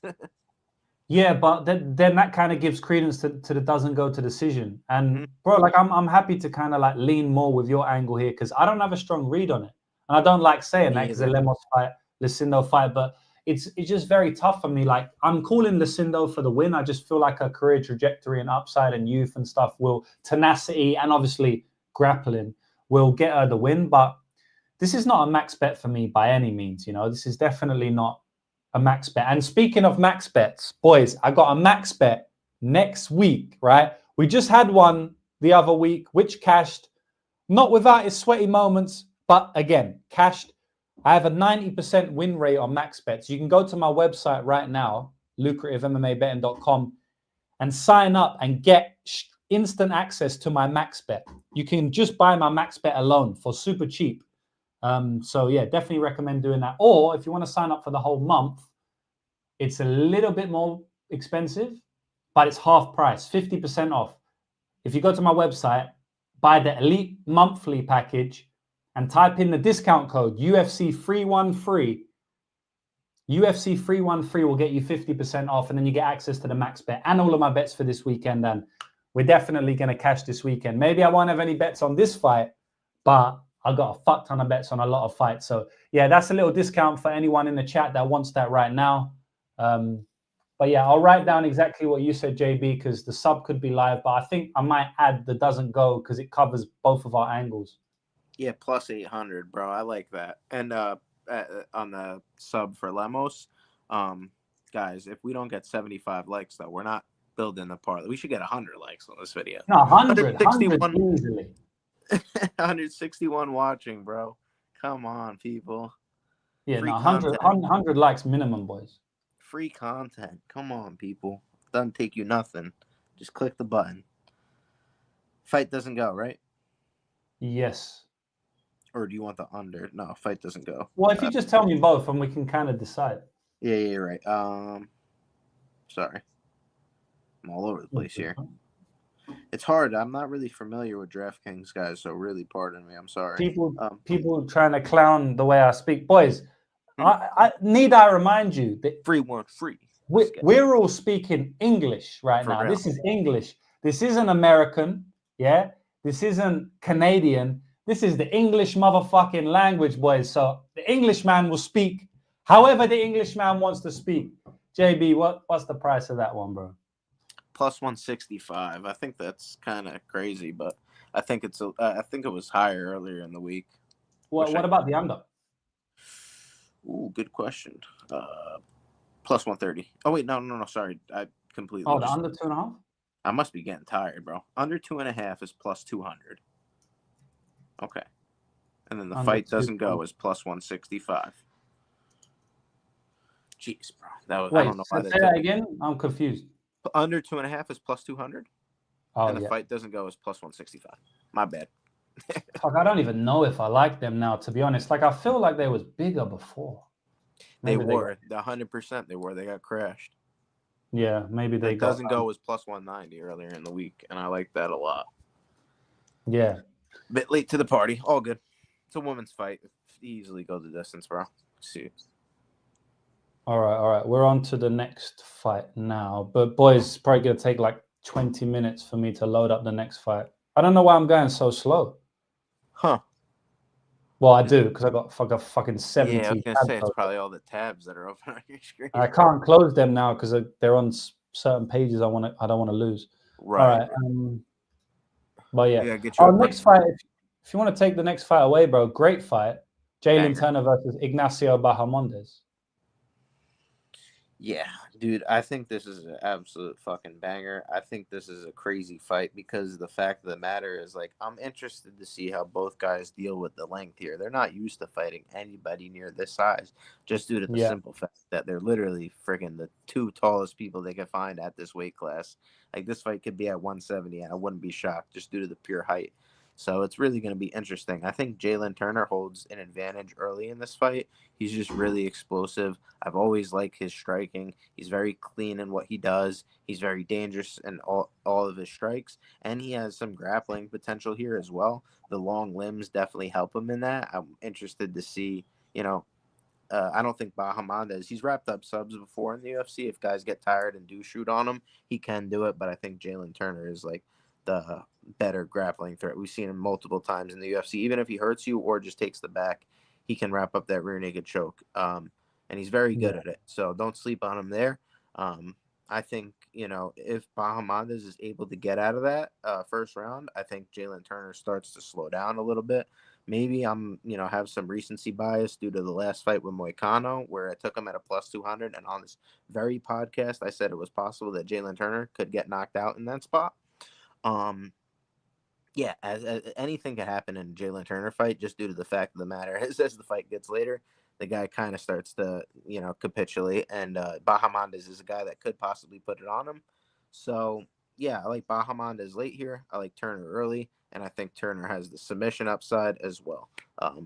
So, yeah, I'll find a way to play it somehow. But I'm going to call a winner. I guess I'll go with Bahamondes just because of the always bet cardio factor. I think he's the guy that could fight for 15 minutes harder.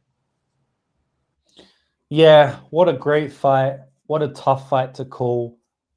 I'm going to try and be a little bit concise because I genuinely could speak about this fight for ages. I could break down the kicking technique for like 30 minutes, right? Alone. And then we got all of the other aspects of the fight. So I'm going to try and keep it concise. Do your thing, bro. Yeah, I felt like stylistically this fight should be minus 110. And that's based on Jalen Turner's upside in round one.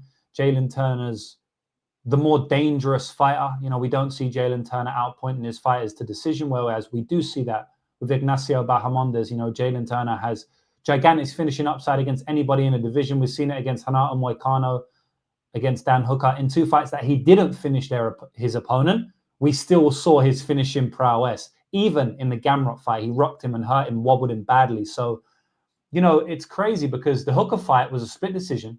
He could have easily won that fight. The Gamrot fight was a split decision. He could have easily got that nod.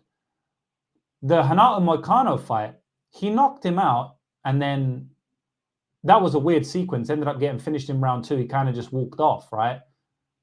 That could be a knockout as well. He could have literally won all those fights that he lost. So, I mean, the guy's finishing instincts are crazy. Much better than Ignacio. So I believe that, there's big upside there.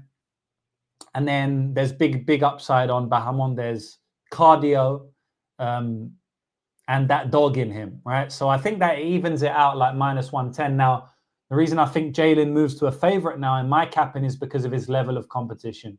Ignacio Bahamondes, who has he fought, JB? He's fought John McDessie and Ludovic Klein. And what happened to him in those fights? Nothing good, right? He lost a decision, a split against McDessie, his debut. It was a great fight. It was a war. He lost that fight. Klein beat him up, won all 3 rounds, kind of easy. He lost the fight. Bahamondes has not beat anyone close to who Jalen Turner has beat or competed with, and he's actually lost to those people, right? It's not like he just never fought them. He's actually lost to those people. So that is why I believe you have to side with Jalen Turner in this fight. And then obviously I'm looking at the line and he's a plus 110 underdog. So I'm going to side with Jalen Turner a little bit, but I am not confident. At the end of the day, man, if Jalen Turner doesn't get him out of there in round one, it's just going to be sticky. It just will be sticky. And I actually am predicting Jalen Turner to not get him out of there in round one. He could do, but I personally, basically my final prediction is not Jalen Turner via KO1, right? So if I'm saying that he's not going to knock him out in round one, then it's very hard to bet on Jalen Turner because, Bahamondes is just a much better guy at over 3 rounds. He's got way better cardio and he's got way better heart and mental. Jalen Turner doesn't like getting hit. So it's a very, very good fight, JB. And that's really how I'm breaking down the fight. I think the value is on Jalen Turner here. I have to keep what keeps coming into my head is just level of competition, man. Like proven UFC fighter, time and time again, going to a split with Mateus Gamrot, Dan Hooker, who's going to be the co-main event of this card. If he wins, they might chuck him into a fucking title shot again. If Islam moves up or some bull, I don't know. Like Dan Hooker was on a run, so the guy almost beat Dan Hooker. I mean, the head kick he landed in round 2 was a knockout blow. I've got no idea how Dan Hooker ate that. And, Jeremy's saying in the chat that he beat Gamrot. I bet on him in that fight, so I'm biased. I thought he could have won the fight, man. So it's like... That was 6 days notice for Gamrot. Just wanted to mention that. Yeah. So, yeah, I mean, he was plus 180, right? So, like, Gamrot was a massive favorite in that fight. And Jalen Turner was... I took Turner, bro. I was pissed. Yeah, and that is 6 days notice for Jalen Turner as well, right? Like, okay, there. I don't know exactly who had camp or whatnot, but Turner had the camp, but it wasn't for Gamrot, that's for sure. Who was it for? Do you know? It wasn't a wrestler, I don't think. Yeah, that's what I was gonna say, right? So, yeah, I mean, the level of competition gap, and just not even the level of competition, but the level of wins, you know, the level of wins and just the level that he has competed at in his losses are so much better than Ignacio Bahamondes. Like, how can you make Bahamondes a favorite here? It's just like, it's fucking insane to me, you know. But stylistically, I do make it a pick'em. So yeah, I'm gonna say Jalen Turner because on principle I have to. I haven't bet it yet, boys. Right, I have not bet it. And will I bet it? I probably won't even bet it. So I don't know. I might, but probably not. That's my breakdown. Let's see what fucking happens. Fair enough. Yeah, I think I said I like Bahamondes here just because of the cardio. So we'll disagree on that one, but it's not a strong one. I think Turner has sub upside. I made a crazy call on this guy's fight the last time, right? We're gonna have to write down some legs. What do we write down for that one? Did we even write anything? I mean, I think Jalen Turner's a side, but like, I'm not betting. You know, like I'm too worried. Nah, man, because like I said, I'm not predicting a KO one. Okay. So then what? You have to look at decision. What's Jalen Turner? You know what? Fight goes to split decision. I kind of like that one. You know, I don't hate what it. Is that one? Bro? Bang that one in the parlay. Nah, I don't think we can put it in the parlay. I checked it. I think it's plus 550. But if you can confirm, I don't even know how to. I like Bahamondes late props as well. 2-3, they're looking good. Fight to be won by split is plus 650. So don't hate it. I like that. Can I make a shout real quick, bro? Because I called the crazy KO call on Jalen Turner's last fight. Yeah. Round 3 sub at plus 4,500 for Ignacio Bahamondes. That's nice. That's nice. Oh, I like that a lot. I might play that. What, 4,500? Gee, what the fuck? Why is that so favored over the KO? Bro, if go back and watch that Turner and Hooker fight, round 3 was all grappling. It was all grappling. Round 2, Hooker almost submitted him at that. Round 2, he submitted him with like a second left, right? But like that fight was all striking up until that moment. But round 3, Jalen Turner completely capitulated, basically gave up and just dropped to the ground. Hooker was on top of him, landing shots. Like, round 3 sub is crazy price for Bahamondes, what you just said. Yep. Wouldn't be the first time I called it on a Turner fight. The guy's kind of a gas bag. Love him, though. Love the tarantula. But bro, he's done it before. Bahamondes has also done it before. Yeah, Rangzhou, because you got him with the Bravo choke. This guy trains with Bilal Muhammad, so he obviously, knows some type of grappling. Luis Taylor is one of his coaches, a guy who is heavy into the jiu-jitsu, so I think he can get it done. Can you tell me round 2 sub? It's plus 2,800, so it's not even like close to the same, but they're giving you 45 to 1 on the sub round 3. That's cool, bro. I mean, it should have been a sub round 2 for Hooker. Bahamondes might go back to the well. JB, I might make them official plays, so I have to say thank you, bro, for telling me odds on that. Yeah. I wanted to just mention it before we went on to the next fight. Some comments too in the chat. I'm laughing at some of these. I like it. Yeah, shout out to the chat. What's my boys saying? Gus B, Bahar on 3. I heard the Jewish bettor is taking Bryce Mitchell in his next fight. That's the one I was reading. What's the prediction on that one, bro? Like, you taking Bryce, or you want this guy to get absolutely demolished? I heel hook him. Round 1. Oh, damn. Yeah. I'm just playing. Oh, no, he's actually... Wait, yeah. No. Opposite, sorry. I can keep forgetting who Bryce is now. Bryce is the... Yeah, I know who Bryce is. Bryce is Kanye. No, I'm just kidding. Yeah, Bryce is the Kanye guy. All right. So we are on this fight, which How many fucking likes do we have, bro? If we don't have 100 likes, we need to cut the show like early or something. I know. 100 likes is absolutely nothing. We've got 820 live viewers. That's pretty solid for a return, seeing as we don't even do Parlay Madness these days. Late night stream, guys. We're doing this for you. I'm up at midnight giving you the Greece Baja round 3 sub. Let's like the video, people. 79 likes. So if we get 81, I see 81. Okay, nice. If we get 100, then we'll do the parlays. If we don't get 100, we'll just leave it. We did the show anyway. The show's good enough, right? Bro, this is a great fight. You wanna give us some give us some source for this Gaethje versus Fiziev rematch? Yeah, I like this one, man. This is going to be a striking matchup. I don't see any grappling whatsoever. If anybody implements the grappling, it's Gaethje, and we already know he doesn't do it. He's got the wrestling background. You know, Fiziev will clinch up and go to the knees, to the body, but he's mainly a ranged striker. Kicks to the body. He's very quick with it. Some of the snappiest kicks. Remember, I was talking about seeing the Bobby Green fight. I forgot to mention that. I also watched Fiziev live, and it was really fun to watch. I mean, the guy's very quick with it. Very entertaining fight from both guys. I think it was a difficult style for Fiziev to deal with. We saw in the last fight, Fiziev was dealing with Gaethje very well until the eye poke, and that was a few fights ago. Obviously, the variations of the fight could play out a lot different. He was, a bigger favorite in the first fight, and now he's coming off a couple of surgeries, but it's 2025. I don't know. I think if you take a certain amount of time off and you're training for a while, you can rehab these injuries and recover a lot different than back in the day, clearly. Doesn't mean he's going to be the same, but Gaethje, man, for me, it's just coming off that KO loss where we called Holloway. We called him via the round 3, 4, 5 as well. Inside the distance at plus 950. That was a great week of bets, man. That was a good card. That was a good card, man. But nonetheless, I just think that Gaethje's weapons are going to be limited here to the I don't think the low kicks are going to affect Fiziev. I think Fiziev is going to be able to deal with those. I think he lands elbows in close range. If Gaethje tries to come into the pocket, I think he can land even straight punches.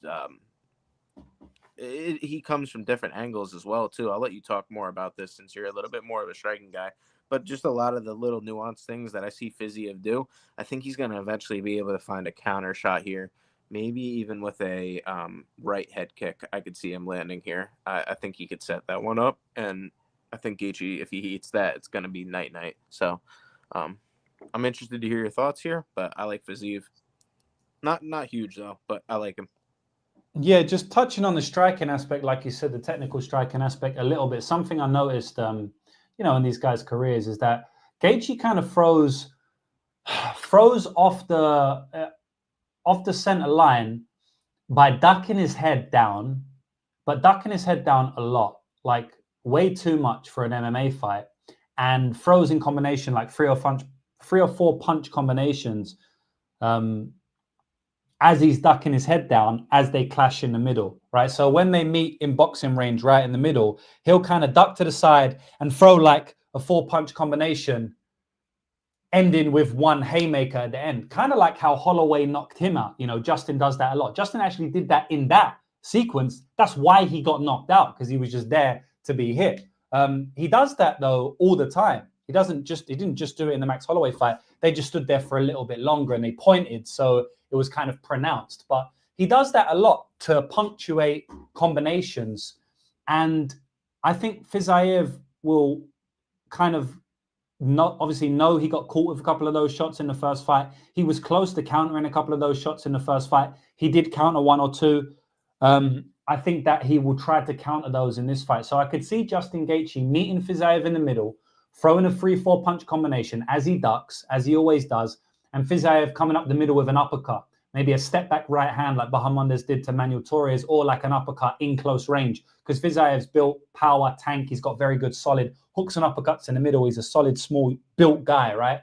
So he's not like the fade back, straight, long hand like Bahamondes type. He's more of the body shot uppercut type. And I do think that specific sequence could play out. So I know I just spoke about one sequence for like 5 minutes, but yeah, you mentioned technical striking, and that's something specifically I think Fiziev could implement.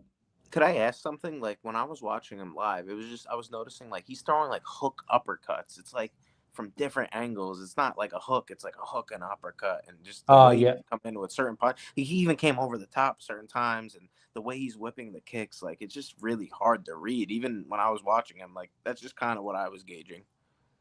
Yeah, definitely, man. Yeah, definitely, bro. Like, yeah, this fight is really a good clash of styles, because they're both strikers, but they fight completely differently. And I think that threw Fiziev off a little bit in the first fight. But something I will say about the first fight is that Fiziev won like 10 minutes of the 15-minute fight, but he lost, right? So he actually won I thought he close. won the fight. Yeah, I did score it for Justin. I thought he won round 2 and round 3, but it was very close. I know people have strong, passionate takes on that fight, and I think it's kind of stupid. Like, I mean, we can all acknowledge it was a close fight, right? Like, definitely you can score it for Fiziev. Definitely you can score it for Justin. I thought it was a close fight overall, but I think that the fight went to Justin because of a few key things, right? The main thing, honestly, the reason why Justin won the fight is in the second round. So Fiziev won the first round clean. I don't think anyone's arguing that, right? Like, he won the first round. The second round, again, he started off winning the fight. When I was rewatching it, I was like, oh, when does Justin come on? Because, like, he's cleanly lost round 1 and he's like losing round 2. Doesn't look like Fiziev's going to slow down. Then Justin Gaethje poked him in the eye. And instead of taking the 5-minute time, he took like 30 seconds. And I think he was trying to be like, badass. He was trying to be like, no, fuck it, I don't care. Like, let me just fight. And I understand that he wanted to get in there. He had Justin's time and he felt good. Fuck that. I don't need a break. Let me just fuck him up. But it clearly affected him and he kept wiping his eye and he kept backing away, not throwing strikes and instead wiping the eye. Justin Gaethje hit him with a nice head kick in the same side, very tricky, very sneaky, but all's fair in love and war, so it is what it is. Justin targeted that eye and it was smart to do that. It didn't really hurt him, but it just threw him off his game a little bit. So I feel like the reason he won round 2 is literally because of the eye poke, right? Obviously, we don't know what would have happened, but I'm pretty sure that Fiziev rubbing his eye for a whole minute, not throwing any strikes in round 2, allowed Justin to get his reads, get his time in, take over the round. He was clearly winning at that point, and then he just ended up winning round 2. But a lot of people still call it for Fiziev, right? If the eye poke doesn't happen, then no one's calling it for Gaethje, in my opinion. And then in round 2, Fiz is winning again. Fiz is winning all the exchanges. He's looking, he's going to win round 3 now. Yeah, there was like 2 minutes left of that round 3, and I'm like, Fiziev has won every single moment of this entire round. Like, when the fuck is Gaethje going to come on? Because someone scored it at 10-8 for Gaethje, and I know that was a dumb scorecard, but I'm like, at least something has to warrant it. When is it happening? And it never came. But Justin did start getting the straight shot going. The jab was definitely busting him up. And the main thing is Fiziev was cut open. He was bleeding everywhere. And yeah, he definitely started to win the last minute quite big. Fiziev's, cardio kind of just stopped and he kind of just froze up a little bit. But basically, man, Fiziev won like 10 minutes of that fight. So I feel like he's the rightful favorite here based on that. And I also feel like coming off a KO, it's not good for Justin Gaethje. But I'm not betting Fiziev here. And the reason is because I think that, Fiziev got knocked out by his own injury in his last fight, right? So it's just tough to trust coming back off that injury. I'd rather see it. Also, say what you want to say. The Justin Gaethje-Fiziev fight was like a -110 type fight, right? Gaethje did have his moments. He did land. And something else I will mention is that Justin had no scratches on his face and Fiziev looked like he had went to war with Mike Tyson, right? So Justin Gaethje has massive damage optic upside in this fight. Fiziev was bloodied so badly that he made a joke about it last night's press conference. He said, it's going to be a bloody fight. Hopefully not just my blood this time. And that definitely affects the judges, right? Blood and body language massively affects the judges. And Justin always has good body language because he's always got great cardio. Fiziev does gas out. He does have bad body language at times, like in round 3 against Justin Gaethje, in round 3 against Bobby Green. And then obviously, the damage, the bleeding and the swelling. And that basically cost him the first fight. So there's definitely upside on the Gaethje side here. Justin did shoot a takedown and get him down in the first round, in the second round, I think it might have been. He did or third round, I can't remember. He got a takedown. He did consolidate top position. I don't think it's going to happen here. We just have to cap it in ever so slightly. So basically, boys, I'm trying to give you the upside on Justin Gaethje here. I realize that I've done a heavy breakdown for this fight, so I will cut it now. My prediction is Fiziev in this fight. My prediction is Fiziev via KO in this fight. I may bet that under 2.5 rounds at plus money. I kind of like it, JB. Yeah, I don't know if you watch Matzo Money, but I picked Fiziev KO for the parlay leg. I kept it nice and short and simple. Nice. And yeah, I like it. All right, bro. So we will write. What do we want to write down? Fiziev money line, Fiz KO. Like, what we doing? I like the Fiziev KO a little bit better, honestly, just because I'm depending on the durability issues of he could win a dominant decision, but I think it's going to be the knockout, bro. I'm predicting a right hand or a right head kick, similar to the knockout that what's his name got on Poirier. Yeah, head kick. Yeah, Justin Gaethje. Nice. Yeah, it's my read. Okay, so can you give me the odds, bro? Fiziev KO plus 200. Not bad. And under 2.5 DGTV. Plus 100 for under 2.5, and then the fight doesn't go is minus 130. I like both. Yeah, talk about market overcorrection. I don't know if it's overcorrection. They did go to decision, but I mean, this was like minus 250 the first time they fought him. I think it was, and now it's like minus 130. So it's we a big said the one. same shit about Drickus and fucking Sean, and that shit went distance. Unfortunately, somehow. True, but I mean that was close to fucking ending. I bet on Drickus there, so I was kind of happy. I made my money on that fight, but yeah. Heck yeah. I only had a half a unit on Drickus KO. So I didn't really care, to be honest. I had like a quarter on Drickus sub. Yeah, that sounds about right. Bro. The Jewish better, baby. Bro, he's asking you a question. You got a response for our guy, Moan? Weezy's on Turner round 2 sub. I just think it's going to be a death gas it would be like late 2 for Baja or round 3. So I like the round 3 better just because it's like plus 4,500, plus 2,800. It's good, but maybe you look at FanDuel and they might have a combo. Yeah. Dude, do I have permission to smoke on the podcast? Bro, come on, man. Have you seen the thumbnail? You've seen the fucking thumbnail, bro. I know. I got to go over here, though. I got to switch my angle, dude. I got to switch it. All right, it's only one fight to go, so... Yeah, I know. If not, I'm going to die. Let's get through the last fight, and then we can get this done under 2 hours, so I won't take long on this one. I mean...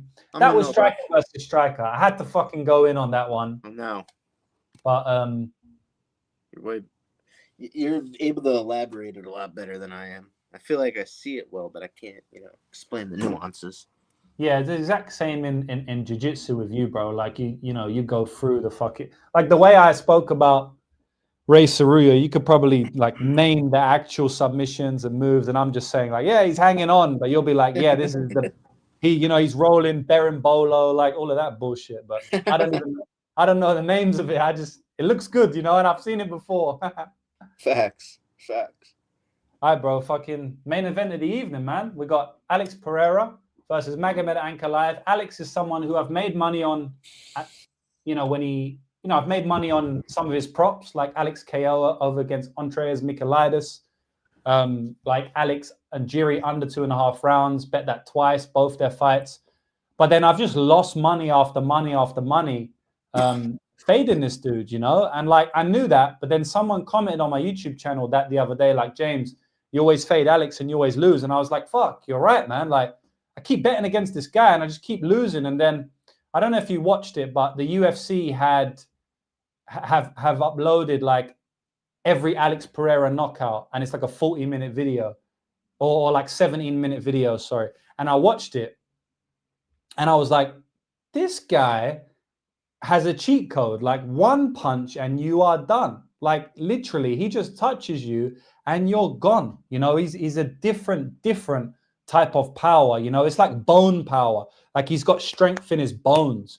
It's not his core. It's not, it's not his muscles, it's not his size, it's not his speed, it's literally the fucker's bones, bro. Like his bone density must be crazy. It's the black magic, James.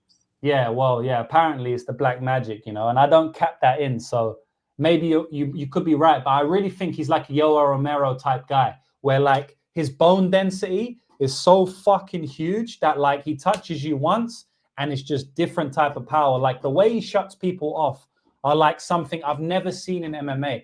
Like the biggest punches in MMA are like Francis Ngannou, but of course, bro, Francis Ngannou is like double the size of Alex Pereira. And I know Alex Pereira is a big guy, but Francis Ngannou, you know what I mean? Like the guy's got way more weight, etc. We know he's going to hit hard. Fucking look at him, bro. But like Alex Pereira, the guy's kind of skinny, bro. Like, you know what I mean? Like, especially at 185, the guy's fucking tiny in a way. He's very tall, but he's skinny. He's got long arms. It's just different, bro. It's not right. So I think that's why I keep losing money on him, because like he's just got a cheat code. Like I'm seeing the holes in the striking, by the way, and obviously in the grappling and in the chin, but I keep discounting the cheat code, which is in that left hand. It's not even the right hand, bro. It's the left hook. It's literally not even the left straight. It's not even the uppercut.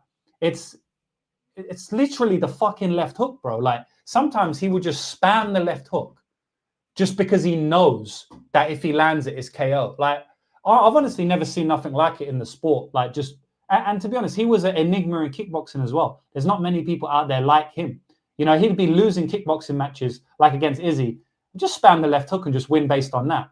So, yeah, it's crazy, bro. I think he can switch off Magomed's lights out here. There's a reason why I keep losing on him. It's because his left hook is just different level. Outside of the Khalil Roundtree fight, man, his left hook just got him out of, saved him in every fight. I think Magomed has massive wrestling upside here. And I have to go with someone like Ankalaev. He is a class fighter. He's got 20 wins and only 1 loss. This guy has beat everyone they've put in front of him, not named Paul Craig, lol. And I just don't see a world in which he doesn't look minus 300 if he goes to the wrestling. And even on the feet, I think that he can knock out Alex Pereira. I think that Alex is way better than him on the feet. I think Alex has got a, because a couple of people have told me this week that, Magomed, can win on the feet. It's very strange, JB. I don't want to be too long on this one because I know I spoke for a while, but I will say, take your time, bro. This is a very nuanced fight. Yeah, there's a lot of layers to it, man. And like I'm literally gonna tell you a paradox right now. So I'm gonna basically go against myself, which is I think Ankalaev has a great style to strike with Pereira, and he also has a terrible style to fight with Pereira. So I'll explain that. He has a great style to strike with Pereira because Ankalaev is very good on the outside, right? He's very good at fighting backwards. He's very good at maintaining his range. He's knocked out multiple opponents moving backwards. He did it against Ion Cutelaba not once, but twice. We can say what we can say about that, that bad stoppage, but whatever. So he is a master of the back foot, setting shots up and having a low-paced fight. That is very good against Alex Pereira because Alex will oblige you in that. He won't pressure you if you don't really bring it out to him. And obviously, he'll pressure you a bit. I mean, someone has to take the center of the octagon, but Alex will happily just outside kickbox you to avoid danger and just, piece you apart at range for a while. So I think that that's good. Ankalaev will oblige in that game because it gives him longer to survive. Right? Because he's not going to run into Alex's range and get knocked out like Jiri Prochazka. So I think that's good that he's able to do that, Ankalaev, because it will give him more time to shoot the takedown. But I also think it's a terrible style because you're not going to beat Pereira with that style, right? You're not going to knock him out. Like obviously, yes, he can leap into range and land the shot, but in general, you're going to get your leg chewed apart. Pereira is going to get his timing and reads, which he needs, as we've seen in the Israel Adesanya fight, as we've seen in the Khalil Roundtree fight, as we've seen in multiple fights, that most of the time he needs his reads, right? He's not the type of fight. He's not Ngannou. Ngannou don't need reads. He's going to knock you out. Alex Pereira needs reads. So if Ankalaev does what I just said and stays on the outside, Alex is going to get his reads, and that's not going to end good for Ankalaev. Alex is probably going to get a knockout in round 3 or round 4 if that happens. But the pro to it is it allows him more time to set up his wrestling. So basically, I think that Ankalaev has a good style to strike with Pereira if he's using it to set up his wrestling. If he just strikes, which Magomed's fucking low IQ, man, he definitely could. If he just strikes, he's got a terrible style to fight with Alex Pereira. But there is a small chance he also can knock him out, right? So, yeah, I hope I covered that, boys. I hope I didn't confuse anyone by like going back on what I said. That's how I see the fight in basically all angles. My prediction is Magomed Ankalaev to take Alex Pereira down or land a a shot on the feet because I think that he could feint a takedown into a straight or an overhand. I see that exact sequence. Feint a takedown into a straight or an overhand for the knockout, right?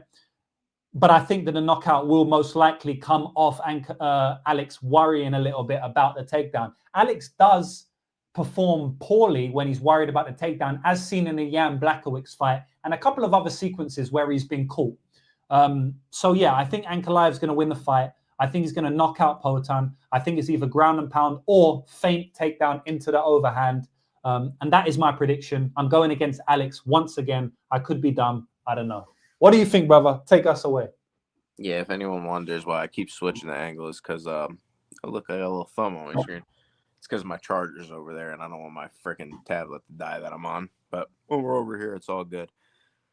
Yeah, I don't know, guys. If you want to go, like, really get into this full breakdown, I broke it down on my show, Matza Money. Shameless plug, I know. But go check that out on my YouTube channel, at The Jewish Better. Last time I shouted out on this show, I got hella views, I got hella likes, I got hella support. So I appreciate everybody coming over here to the channel.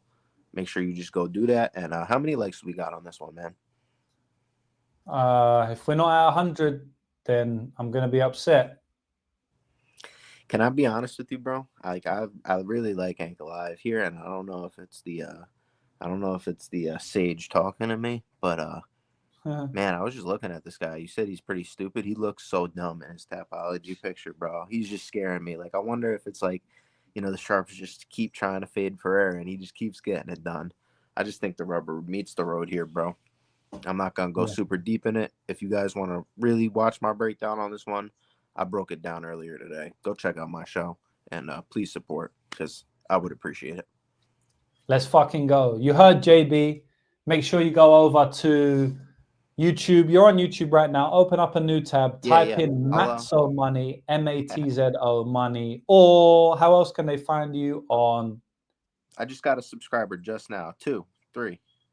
Bang. Come on. Thank you, guys. Appreciate you. I'll comment right now. Oh, shit. We're popping. Shout out to everybody in the chat right now.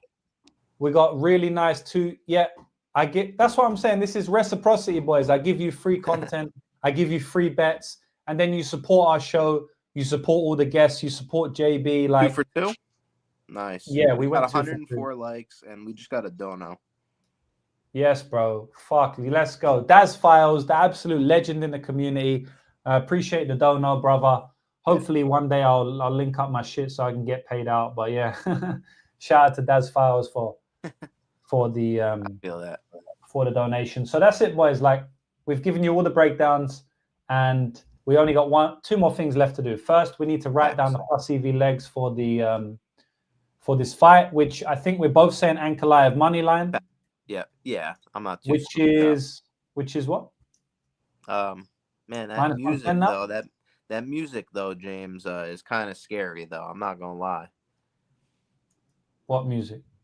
Pereira's music. Like, when you have a bet against him and he starts playing that music, you don't get a little spooked. Yeah, no, it's true, bro. It's true. I like Pereira decision plus 500. I think is live. I know it's kind of crazy, but I like Ankalaev money line.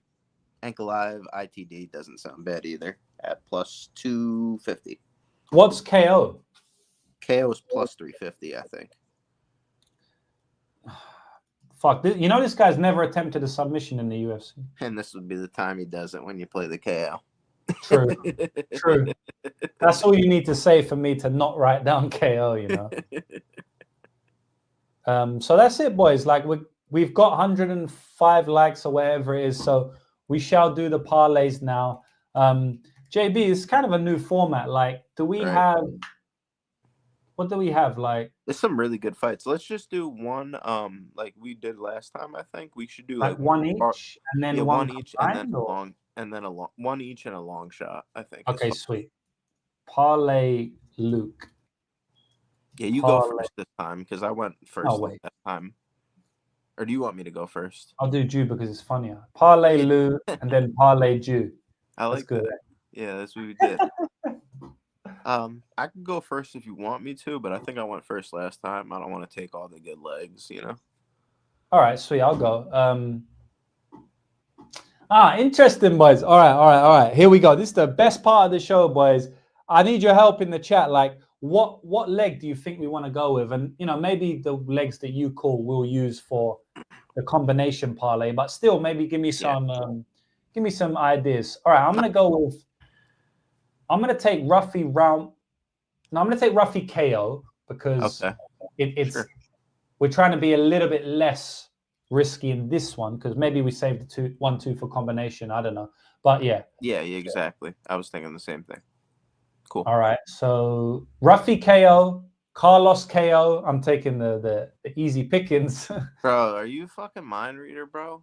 No. I'm not liking this right now. You're making me feel uncomfortable.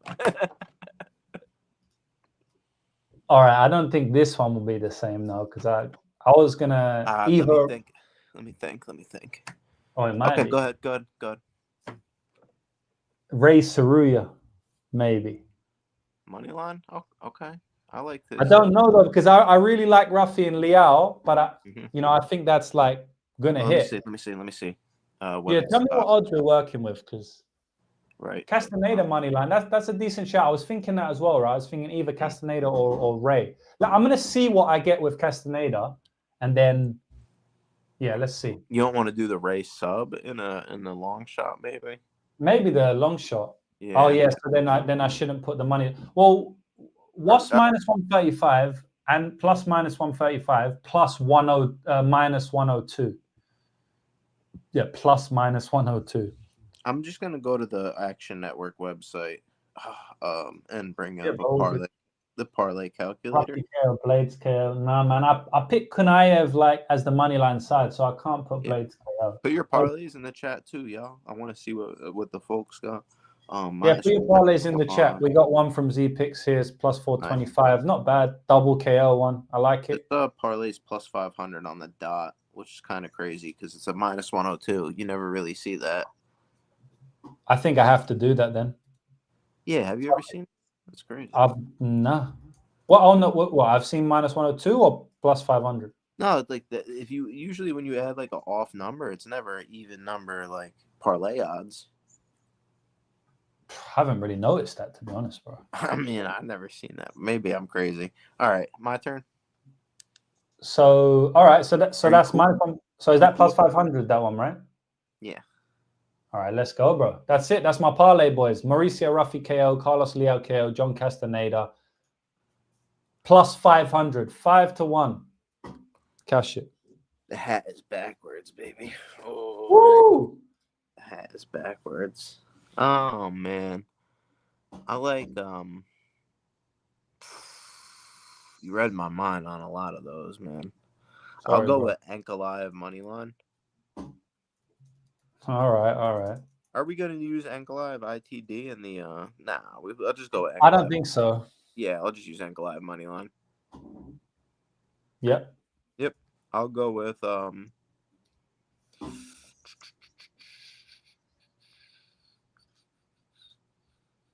looking through. I guess I gotta use Armin Petrosyan. Okay. And then I'll steal one of your legs also and go with Carlos Leal by KO. Okay, you better fucking get that KO then. Actually, you know what? I'm not gonna do that. I thought about it a little bit. I'm gonna go with Marshall over 2.5, minus 210. Yeah, nice. Sorry about that. No, that's cool, bro. That's gonna come in at a solid what? Plus 350, plus 380, plus 390. Yeah, I think so. Let me add it up real quick. Plus 391. Woo! I'm cool with that. JB, someone asking, have we ever hit any parlays? Who's gonna tell him? Who in the chat's gonna tell him what show is long-term profitable, most profitable show in the biz when you calculate? We're about to hit one right now. That's when we're gonna hit Who's one. Gonna tell him? Who's gonna tell him, boys? That Pereira pack about to hit different, so just let you know. Kiwi got that speech impediment parlay, bro. He's coming with that Gaethje, Blaydes, and Aussie Diaz. Dude, I gave out some bangers on this fucking podcast, dude. Baja round 3 sub, Tsuruya round 1. sub you like? The Van round 3, bro. Come on, Doug. You give us some love, bro. Looking good. Okay, and then so that's it, bro. Parlay, Lou and the Jew. And now this is where we go a bit crazy. Someone said we're cooking up wacky shit now. You ready for some wacky shit now? Yeah. Facts. Parlay Lou, Parlay Jew, Parlay Lou and Jew. I like it, bro. It's got a ring to it. Lou and the Jew. What it do? Andre 3000 pack. Oh shit, I remember that, bro. Do you remember that? The Andre 3K pack? Yeah, that was different. I thought that was Childish Gambino. Oh yeah. It was the 3005, right? Yeah, the plus 3005. Don't forget, I almost hit Sam Patterson fucked me over out of the 247-1. So woo! Never forget. That guy's on a fucking run as well at the moment. Yep. All right, so yeah. So what we saying? So all right, so we do one leg each. Let's just create it together. Let's come up with the most optimal. Like, what do you think, man? Obviously we have to put Ray in to some degree, right? We're both picking him. It just depends. Like, I mean, we don't have to, but it depends. That we want to do is basically we'll have to either do sub or money line. We can't really do sub 1. Oh, I thought this was like a prop only kind of parlay. No, because it could just be a long shot. Okay, bro. Like, imagine if Kuniev, Tsuruya, and Fiziev KO, like that's like 40-1 already. Or so it doesn't have to be or Ruffy 1-2. Yeah, I like Ruffy 1-2. All right, so we'll make Parlay and the Jew 1.5 as well, yeah? Because we have to do... These are the... All right, boys. Basically, we're going to put Ruffy... Do we agree on Ruffy KO 1-2, yeah? Or Ruffy 1-2, not KO 1-2. Just 1-2. Yeah, sorry. No, okay, so I just want to make sure people understand. Since we're putting Ruffy round 1 and Ruffy round 2 in a parlay, we're going to make 2 separate parlays and split the stake between them because we can't parlay 2 rounds. Yeah. Even though you can on some books, but to make it easy. So we have one Ruffy round 1 and one Ruffy round 2. I think that's a good course so far. I like the Tsuruya sub, bro. I'm just calling for it outright. So at plus 650, or do you want to get greedy and go round 1 sub? Nah, definitely don't want to get greedy. If anything, I was gonna be a pussy and go for the money line, but you probably won't let me do that. So we might have to think, like, bro, I think his path is a sub. What do you think he's gonna really take him the full 15 at plus 140? And like, it's not gonna be it's gonna be greasy, but there's value on it. So yeah, you know what? But it depends. Like, are we putting anything else in? Like, if let's say we do go with the money line, then what else do we put in? You know, I think I think those 2 right there is good. Yeah, personally. What the sub? Yeah. Yeah, and then you just take those 2. That's my heart. That's what that's what I feel in my gut. What do you think though? Like, I want to know what you think.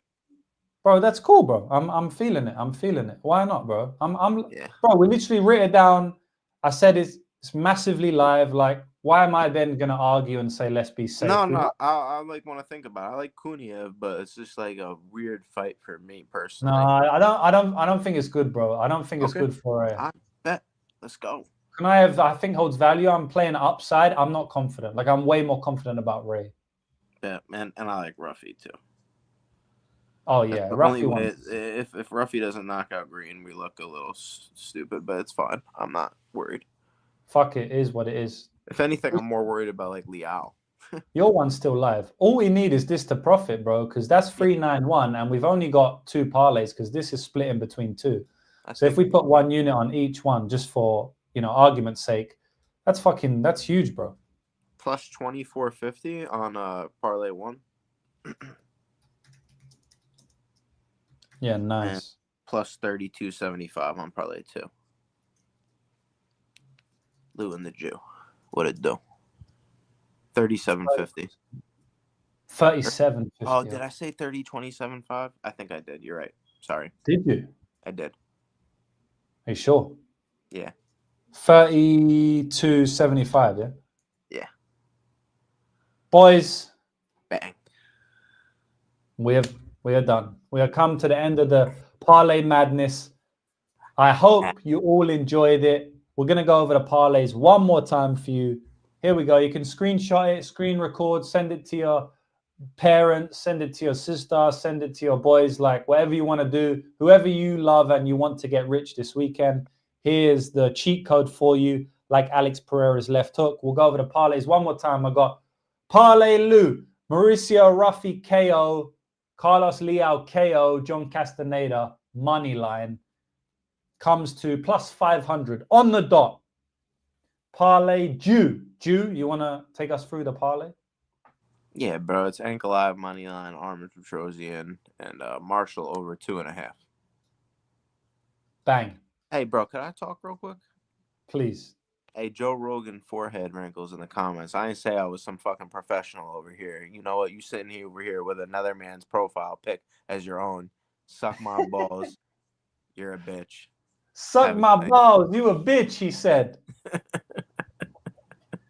So the parlay 3, which is the parlay Lou and the Jew, we got Ruffy round I'm gonna hit 1. this week though. I'm gonna hit this week because it's every time they talk shit, the Jew comes through. So that just light work, bro. Light work, brother. Light work. So yeah, Ruffy round 1 plus 240, race through a submission plus 650 is coming in at plus 2450. We're making 2 parlays. Split your stake between 2 because we also want to do Ruffy round 2. If your book allows round 1 and round 2 to be, the same bet, then you don't have to make 2 parlays. But yeah, the second parlay comes in. Hitting, bro. All 4 of those are gonna hit this week, bro. Yeah, bro. I'm feeling it. This is you get UFC 313 now.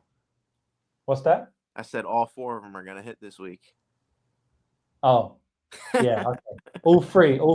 I'm just joking. That would be crazy if we cash all 3. That would be like when Israel Adesanya knocked out Robert Whittaker in round 1 and 2. If you remember that one. Cash them both. Yeah, so that's it, man. That's it. Shout out to everyone in the chat. We got hella love. Only a couple morons in the chat. But we love the morons as well, man. So appreciate you guys. Joe Rogan's forehead, Glimbot 500, UFC forecast, cool down, stacking cream, UFC. That's it, man. We're done. JB, shout out whatever you need to shout out before we go. And then, yeah.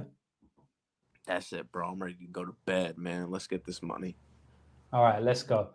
1,000 live viewers. Fernando. Thank you for being on the podcast, Fernando Rodney. Yeah, that's my dog right there. And Jewish Better. Kiwi saying he loves me too. Love you more, brother. Tanner Austin saying big up. JB dripped out, giving locks. You already know. Oh, that's the man Pierce as well. Baby. The lawyer. The former sports bettor now turned lawyer. Big Bird. Shout out to my man. He's on the Tsuruya with us. That's the Tsuruya whisperer there. Gotta give him a shout out. But yeah. Man knows.